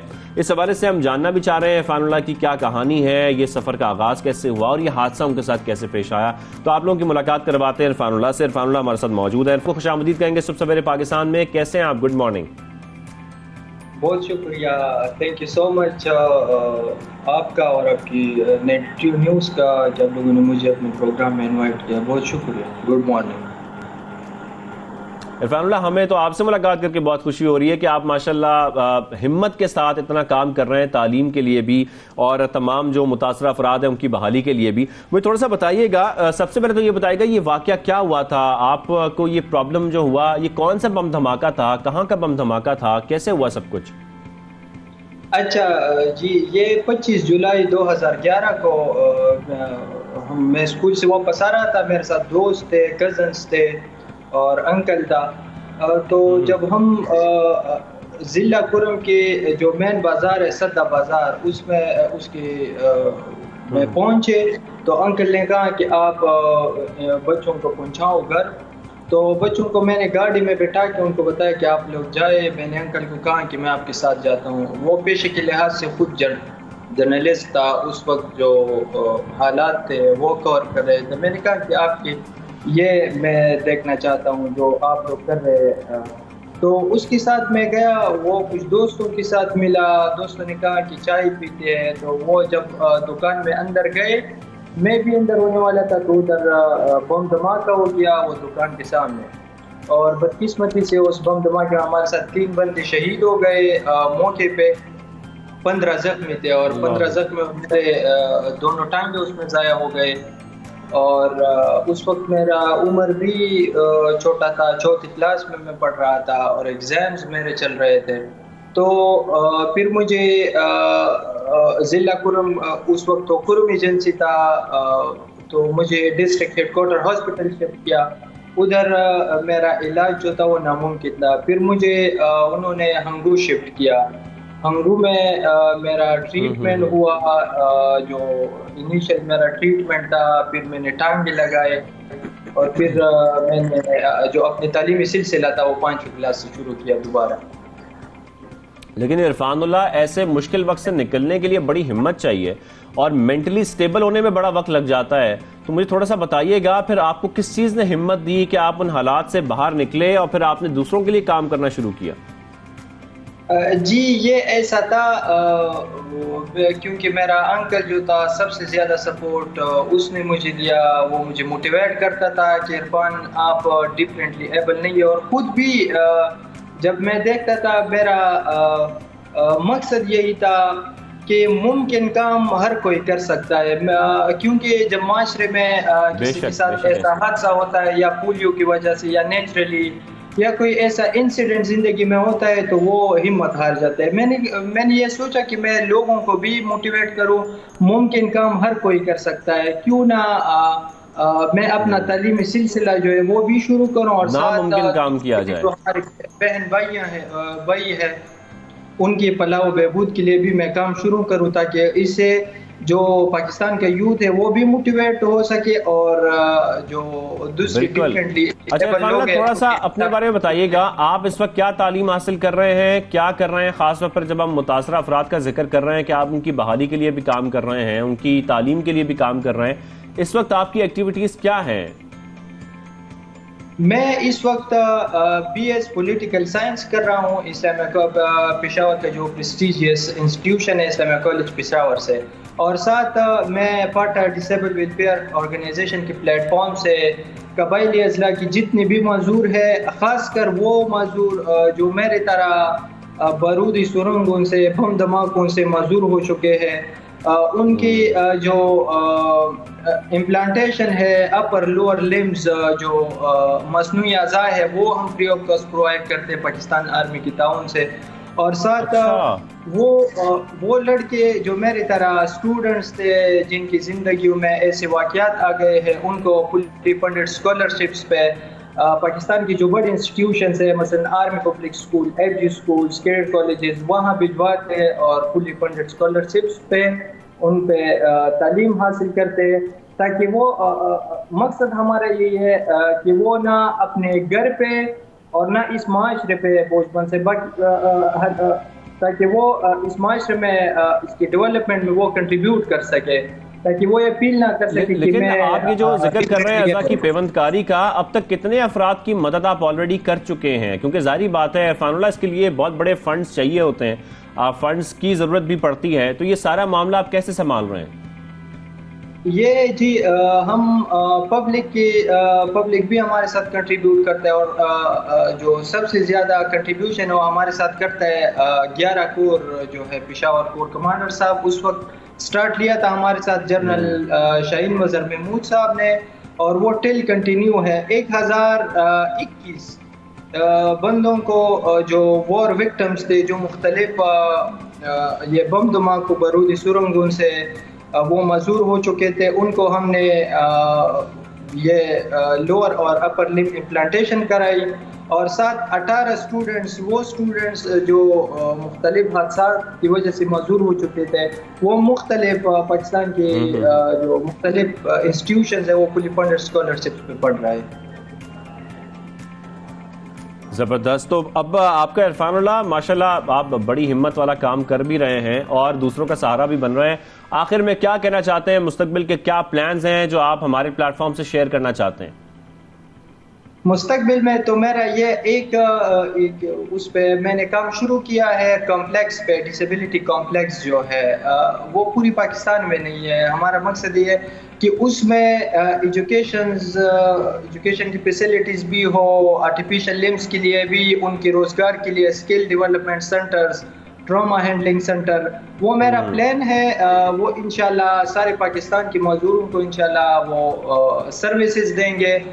तो उस पर तकरीबन हमने काम किया भी है, और अनकरीब इंशाल्लाह उसका हम बुनियाद रखेंगे, ताकि वो फिर सर्विसेज प्रोवाइड कर सके ओवरऑल पाकिस्तान की जितने भी डिफरेंटली एबल लोग हैं। Thank you very much Irfanullah, आपने हमें ज्वाइन किया। सबसे पहले पाकिस्तान से मुलाकात करके बहुत अच्छा लगा, बड़ी हिम्मत मिली, और मेरे ख्याल में बहुत सारे लोगों को आप से बड़ी इंस्पिरेशन मिली होगी कि आप इस तरीके से काम कर रहे हैं और दूसरों के लिए काम कर रहे हैं, दूसरों के लिए एक तरह से आप जो है वो हेल्प भी कर रहे हैं उनकी, और अपनी जो पढ़ाई है वो भी जारी रखे हुए हैं। Thank you very much for joining us. बहुत अच्छा लगा आपसे मुलाकात करके, और जैसा कि आपको कहा था हमने कि हम बहुत सारे लोगों से आज आपकी मुलाकात करवाएंगे, तो इरफानुल्लाह तो उनमें से एक थे, लेकिन कुछ और लोग भी हैं जो हमारे स्टूडियो में इस वक्त मौजूद हैं जिनसे आपकी मुलाकात करवानी है। क्योंकि अक्सर हम सुनते हैं कि जब हम किसी जगह का नाम सर्च करते हैं गूगल पे, तो वहाँ की लोकेशन भी आ जाती है, तस्वीर भी आ जाती हैं, वो तमाम हिदायत भी आ जाती हैं कि किस तरीके से उस जगह पर पहुंचा जा सकता है, वहाँ के टाइमिंग्स क्या है, वहाँ की सारी इंफॉर्मेशन आपको मिल जाती है। लेकिन ये अपडेट कौन करता है, ये सारी इंफॉर्मेशन उस पर अपलोड कौन करता है, इसके पीछे बहुत सारे लोग हैं। इसके पीछे ऐसे बहुत सारे रज़ाकाराना तौर पर लोग काम कर रहे हैं गूगल के लिए, जो कि पाकिस्तान में मुख्तलिफ इलाकों के लिए काम किया जाता है उनकी जानिब से, और इन चीज़ों को अपडेट किया जाता है, गूगल मैप्स को अपडेट किया जाता है, उनकी तस्वीर ली जाती हैं, उनको अपलोड किया जाता है। लेकिन इसके लिए बड़ी मेहनत दरकार होती है। लेकिन ये क्यों किया जाता है, और इस तरीके से करने से हमें टूरिज्म में क्या एक मदद मिलेगी, और हमारे यहाँ खासतौर पर पाकिस्तान में बहुत सारी जगहों को अपडेट करने से हमारे जो लोग हैं वो उससे किस तरीके से मुस्तफीद हो सकते हैं, हमारी सयाहत को कैसे फरोग मिलेगा, इसी पर बात करने के लिए आज हमारे स्टूडियो में दो मेहमान मौजूद हैं, उनसे आपकी मुलाकात करवाते हैं। मसीदिया और साले हमारे साथ मौजूद हैं। अस्सलाम वालेकुम, कैसे हैं आप दोनों? वालेकुम अस्सलाम, खैरियत से हैं? सवाल आप ठीक ठाक हैं? सर बहुत बड़ी जो है ना, ये पढ़ रहा था जब मैं सारी खबर, तो मुझे बड़ी एक क्यूरियोसिटी भी हो रही थी, ये सब कुछ होता कैसे। काशिफ साहब, सबसे पहले आप बताइएगा कि ये बेसिकली है क्या। जब हम गूगल मैप्स की बात करते हैं, पिक्चर्स अपलोड करने की बात करते हैं, ये सब कुछ आप किस तरीके से करते हैं और किन इलाकों में करते हैं? सबसे पहले बहुत शुक्रिया, आपने हमें अपने प्रोग्राम में मदऊ किया। ये किसी भी एरिया में हम कर सकते हैं, जो भी गूगल मैप्स की जितनी भी अपडेट है, क्योंकि छोटे कारोबार हर गली हर शहर में मौजूद है, जिनको, और बेशतर हमारे शहर का एक मसला ये है कि बेशतर जितने भी कारोबार हैं वो गूगल मैप पे आपको नज़र नहीं आ रहे। जैसे एक मिसाल है कि मैं हुसैनाबाद फूल स्ट्रीट पे मैं रहता हूँ, वहाँ पे करीबन 1000 से ऊपर दुकानें छोटी बड़ी हर किस्म की हैं। उसमें से कुछ टाइम पहले तक तकरीबन 100-150 के करीब दुकानें सिर्फ नजर आती थी। और दुकानें से मुराद है इसमें खाने की दुकानें भी हैं, इलेक्ट्रिशियंस की दुकानें भी हैं और बाकी हर चीज की दुकान, छोटे बड़े रेस्टोरेंट सारे जितने भी कारोबार हैं। बिल्कुल। तो जब मुझे लगा कि इन सब चीज़ों को भी गूगल मैप पे आना चाहिए, तो उसके बाद फिर मैंने वहाँ पे वॉक शुरू कर दी। कभी सुबह के वक्त निकल जाता था, कभी रात के वक्त, और फिर मैं गूगल पे अपडेट करता जाता था सब चीज़ों को, सब दुकानों को। और आज उसका सबसे बड़ा फ़ायदा उनको ये हुआ कि उनको डिलीवरी सिस्टम में उनको फायदा हो गया, उनके फोन नंबर सबके लोगों तक रसाई जो है बड़ी आसान हो गई। अच्छा, आप गूगल गाइड भी हैं सवाले, तो मुझे थोड़ा सा बताइएगा गूगल गाइड का क्या काम है और ये पिक्चर्स अपलोड करने के खास तौर पर क्या मकासद हैं? कि आप पूरी लोकेशंस को अपलोड भी करते हैं, जगहों को भी, जैसे काशिफ भाई फरमा रहे हैं कि जगहों को भी अपलोड किया जाता है, दुकानों को भी, छोटे कारोबार को भी। ये सब कुछ करने का मकसद बुनियादी क्या है? ये सब कुछ करने का मकसद है कि हम अपने शहर को, अपने मुल्क को दुनिया के सामने लाएं, खासकर टूरिज्म के तौर पे, क्योंकि पूरी दुनिया में आपने देखा होगा मईशत जो तरक्की कर रही है वो टूरिज्म के थ्रू कर रही है। तो हम चाहते हैं कि हमारा टूरिज्म प्रमोट हो। एज ए ट्रैवल गाइड जितनी भी जगहों में ट्रैवल करता हूँ तो उनकी हिस्ट्री है, तो वो जब अपडेट होगी तो आने वाले वक्त में जो ट्रैवलर आ रहा है बाहर मुल्क से, तो वो उसे ईजी होगा सर्च करना। गूगल पे आप अट्रैक्शन को क्लिक करते हैं, ऊपर ऑप्शंस आते हैं, गैस स्टेशंस, अट्रैक्शंस। आप अट्रैक्शंस को क्लिक करेंगे तो आपको आसपास जितनी भी हिस्टोरिकल प्लेसेस होंगी वो उनकी इन्फॉर्मेशन दे देगा। तो ये फायदा होता है। पिक्चर्स अपलोड करते हैं, 360 फोटोज। अच्छा, फिर आप लोग निकलते हैं सड़कों पर और वो 360 कैमरा से पिक्चर्स कैप्चर करते हैं बाकायदा? अब अपने फोन से भी कर रहे होते हैं? जी, फोन के अंदर एक ऐप है गूगल स्ट्रीट व्यू के नाम से, उससे आप कैप्चर करते हैं, लेकिन उससे थोड़ा सा प्रैक्टिस जब आप करेंगे तो परफेक्शन आएगी, क्योंकि वो एक एक स्नैप लेता है और राउंड आपको 360 घूमना पड़ेगा। ऊपर स्नैप लेंगे, फिर नीचे से उसको फिर वो स्टिच करेगा, तब जाके वो प्रॉपर 360 बनेगी, जो कि मुश्किल है। लेकिन 360 कैमरा जो है वो बेहतरीन तरीके से with in a single click वो आपको 360 व्यू दे देगा, क्योंकि उसके दोनों तरफ एक लेंसेज होते हैं 180 डिग्री के। आपने मोबाइल से कनेक्ट किया, वो सेल्फी स्टिक या स्टिक पे लगाया स्टैंड पे, उस सिंगल क्लिक के जरिए वो 360 कैप्चर करेगा और फिर उसको आप अपलोड। अच्छा, मुझे एक बात बताएं, एक बड़ी प्रॉब्लम है, अक्सर मैं गूगल पे सर्च करता हूं तो ये जो सैटेलाइट व्यू होता है ना वॉक करने का, वो पाकिस्तान में नहीं आता, बाकी सब ममालिक में आता है। इसकी क्या वजह है काशिफ साहब? ये स्ट्रीट व्यू की आप शायद बात कर रहे हैं, जो ब्लू लाइंस होती हैं। बिल्कुल, ब्लू लाइंस होती है, इसमें आप बाकायदा किसी भी एरिया में वॉक करके देख सकते हैं 360 व्यू। ये पाकिस्तान में नहीं किया जा सकता, हमारा एक लिमिटेड व्यू आ रहा होता है। अभी रिसेंट ये पाकिस्तान इंडिया दोनों में ही नहीं था, और अभी रिसेंटली गूगल ने इंडिया में 50 शहरों में ये स्टार्ट किया है। अच्छा, street view, Google street view, जो ब्लू लाइंस होती हैं। मगर कुछ सिक्योरिटी के इश्यूज से जो यहाँ पे, जिसकी वजह से यहाँ पे ये नहीं के इश्यूज दुनिया भर में है। ये मुझे लगता है कि कोई और मसला है पाकिस्तान में। नहीं, ये सिक्योरिटी के ही वजह से ही अलाउ नहीं था अच्छा यहाँ पे, और अभी तक कोई इसकी न्यूज़ नहीं है कि ये अलाउ हो। ठीक है। अच्छा, इसके साथ साथ मुझे ये जरूर बताइएगा कि हम ये समझते हैं कि पहली बात तो ये कि ये सब लोग काम कर सकते हैं, ऐसा ही है, तो मुझे ये जरूर बताइएगा, सवाल है कि क्या हर बंदा ये चीजें अपडेट कर सकता है? और दूसरी बात, ये लोग ये समझते हैं कि गूगल की तरफ से इसका शायद आपको बहुत ज्यादा मुआवजा मिलता है और इसकी अच्छी खासी पेमेंट होती है, फाइनेंशियली आपको सपोर्ट किया जाता है कि जी आप हमें अपडेट करें, हम आपको ऐसे हजारों डॉलर्स देंगे। तो क्या कोई डॉलर्स मिलते हैं या ये बस बातें हैं? ये सिर्फ वॉलंटियर बेस्ड काम है। जिस तरह के आपने देखा होगा कि यूट्यूब ने पे करना शुरू किया, तो उसमें कई ऐसी चीजें भी आ गई जो फेक भी हैं। तो गूगल नहीं चाहता कि वो मैप खराब हो, सिर्फ वही लोग अपडेट करें जो पैशनेट हैं, जो असल चीजें अपडेट करते हैं। अगर कैश मिलना शुरू हो गया, अभी तो हमें पर्क्स मिलते हैं इन फॉर्म ऑफ बैजेस और लेवल्स, लेकिन अगर उसने पे करना शुरू किया तो सबके सब यहाँ आ जाएंगे और उसको उस तरह से अपडेट नहीं कर पाएंगे जिस तरह हम बाय पैशन करते हैं। और उस जगहों की अपडेट जो होती है वो आप किसी भी तरह कर सकते हैं। लाइक आप फेसबुक, इंस्टा पे तस्वीरें अपलोड करते हैं, कहीं खाना खाने गए तो उसके रिव्यू देते हैं, सेम रिव्यू आप तस्वीरों के साथ दे दें गूगल मैप्स पे, ताकि वो आने वाले लोगों को लेकिन ये पैशन आप में तो पाया जाता है, सवाल है काशिफ साहब में पाया जाता है, क्या ये बहुत सारे लोगों में पाया जाता है कि वो इस तरीके से गूगल को अपडेट कर रहे हैं? जी, बहुत सारे ऐसे वॉलंटियर्स हैं जो गूगल मैप्स पे काम कर रहे हैं और वो रिकग्नाइज्ड भी हैं।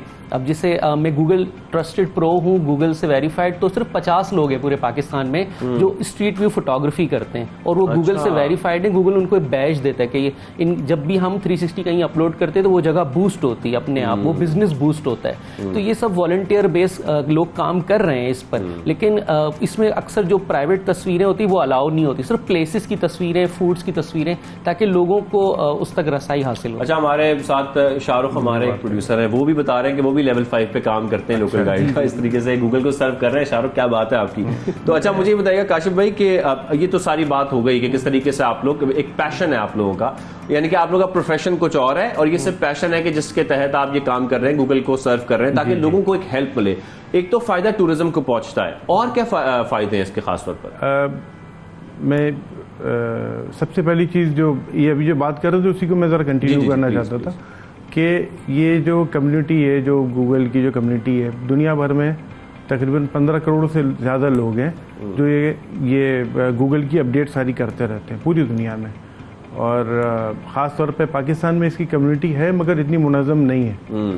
अच्छा, इसका गूगल का एक जो प्लेटफॉर्म है जो काफ़ी बड़ा है, जो 15 करोड़ जैसे मैंने कहा, उसमें टोटल 45 मॉडरेटर्स हैं जो इसको पूरी कम्युनिटी को मॉडरेट करते हैं। अच्छा, तो उन 45 में से एक मैं भी हूँ पूरी दुनिया में से जो सेलेक्ट होते हैं। तो इनके आप हैंडल कर रहे होते हैं ओवरऑल सबको?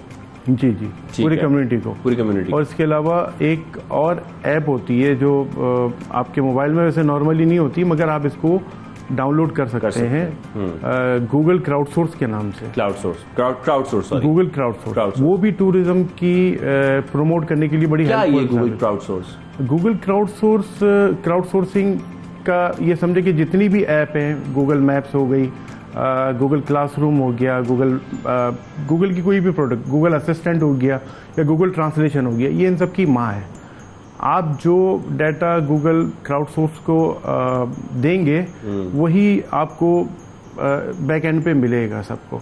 अच्छा, बिल फर्ज अगर आपने गूगल क्राउडसोर्स में ट्रांसलेशन पे काम करना शुरू कर दिया, ये भी वॉलंटियर बेस है, वॉलंटियर बेस, ठीक है ना। अब उसमें अब जैसे कि हमारी जो मेन जो काम हमारा अभी इस वक्त है, उर्दू, सिंधी, पश्तो, हम इन 3 ज़बानों पे काम कर रहे हैं कि इसकी ट्रांसलेशन बेहतर हो। आप गूगल, मेरा तकरीबन डेली बेसिस पे मुझे ज़रूरत पड़ती है गूगल असिस्टेंट की, क्योंकि मैं लोकल गाइड्स कनेक्ट पे आर्टिकल टूरिज्म के बारे में लिखता हूँ, तो मुझे अंग्रेज़ी के लिए मुझे ज़रूरत पड़ती है। तो आज से 6 महीने पहले तक इसका रिजल्ट को इतना ज़्यादा अच्छा नहीं था। फिर पाकिस्तानी कम्युनिटी ने, या उर्दू कम्युनिटी में कहूँगा, जो भारत में भी है, पाकिस्तान में भी, पूरी दुनिया में, उन्होंने इतनी मेहनत की कि अब वो उर्दू की ट्रांसलेशन अवेलेबल है, अब आप कर सकते हैं। अरे वो तो पहले भी थी मगर उसका ट्रांसलेशन सही नहीं आता था, मगर इतनी ज़्यादा मेहनत के बाद अब वो ट्रांसलेशन भी सही होनी शुरू हो गई है। मगर अभी भी सिंधी और पश्तो में काम करना ज़रूरी है, और इसी गूगल क्राउडसोर्स में ही इमेज कैप्चर के ऑप्शन में आप अपनी टूरिज्म की तस्वीर सारी अपलोड कर सकते हैं विद लेबल्स। अच्छा। और ये फिर जितनी भी तस्वीरें ये आपको गूगल सर्च में अवेलेबल हो। अच्छा, हमें तो सवाल ये लगता था कि शायद ये सैटेलाइट के थ्रू कैप्चर की जाती हैं पिक्चर्स, लेकिन इसके नीचे कितनी बड़ी मैन पावर है जो बाकायदा पिक्चर्स लेके अपलोड करती है, इन्फॉर्मेशन अपलोड करती है। ये मेरे ख्याल में शायद सब लोग नहीं जानते बात। लोकल गाइड्स कनेक्ट, ये भी कुछ होता है, जरा इस हवाले से भी बताइएगा मुझे। जी, ये प्लेटफॉर्म है जिस तरह एक फेसबुक एक प्लेटफॉर्म है, ट्विटर है, इंस्टा है, ये लोकल गाइड्स का प्लेटफॉर्म है। पूरी दुनिया के जो लोकल गाइड्स हैं वो आपस में कनेक्ट होते हैं और अपने अपने मुल्क की टूरिज्म को, कल्चर को प्रमोट करते हैं। वहाँ आर्टिकल्स लिखते हैं जिसकी कैटेगरीज होती हैं, ट्रैवलिंग होगी, फोटोग्राफी हो गया, फूड हो गया, तो उसमें हम आर्टिकल्स लिख के एक दूसरे के साथ कनेक्ट होते हैं। जब कम्युनिटी कनेक्ट होती है तो एक दूसरे से सीखते हैं, और वो गूगल के जरिए उसमें बैजेस भी मिलते हैं और वेरिफिकेशन भी होती है। एक और फायदा मैं बताता चलूं, जो कि कॉन्फ्रेंस होती है हमारी यूएस में, पूरे हर साल होती है, ठीक है। तो उसमें वो पूरी दुनिया से जो लोग काम करते हैं वो उनको फुली फ्री फंडेड होती है, वो उन्हें अप्रोच करके उन्हें बुलाते हैं यूएस, और वो वहां पर एक पूरी कॉन्फ्रेंस होती है लोकल गाइड्स की। अच्छा, लेकिन ये सब कुछ जो कर रहे हैं ये वॉलंटरली कर रहे हैं, इसमें किसी किस्म का कोई फंडिंग नहीं है, किसी किस्म का कोई मुआवजा नहीं है, और ये सिर्फ इसलिए कर रहे हैं ताकि आप लोगों को फायदा पहुंचे, हमारे टूरिज्म को फायदा पहुंचे। Thank you very much Saleh और काशिफ साहब, आपने हमें ज्वाइन किया सुबह सवेरे पाकिस्तान में। बड़ा अच्छा लगा मुलाकात करके भी, और ये जानकर कि इस तरीके से कितनी बड़ी मैन पावर है जो खासतौर पर पाकिस्तान के टूरिज्म को प्रमोट करने के लिए बहुत कुछ कर रही है। इनकी बहुत बड़ी कंट्रीब्यूशन है, क्योंकि सबसे पहले हम कहीं भी मुल्क में जाते हैं, किसी भी शहर में जाते हैं, हम गूगल खोलते हैं और चेक करते हैं कि यहाँ पर हमें फ्यूल पंप कहाँ मिलेगा, हमें खाने के रेस्टोरेंट्स कहाँ मिलेंगे, हमें इलेक्ट्रिशियन कहाँ मिलेगा, हमें मैकेनिक कहाँ मिलेगा। तो ये सारी इन्फॉर्मेशन जो आपको मिलती है ये हमारे लोकल लोग ही अपलोड करते हैं। लेकिन ये सारी इन्फॉर्मेशन हमने जान ली। प्रोग्राम का यहाँ पर वक्त खत्म हो गया है। इंशाल्लाह आपसे मुलाकात होगी कल कुछ नए सेगमेंट्स के साथ, कुछ नए टॉपिक्स के साथ। जब तक के लिए मुझे इजाजत दीजिए, अल्लाह हाफिज।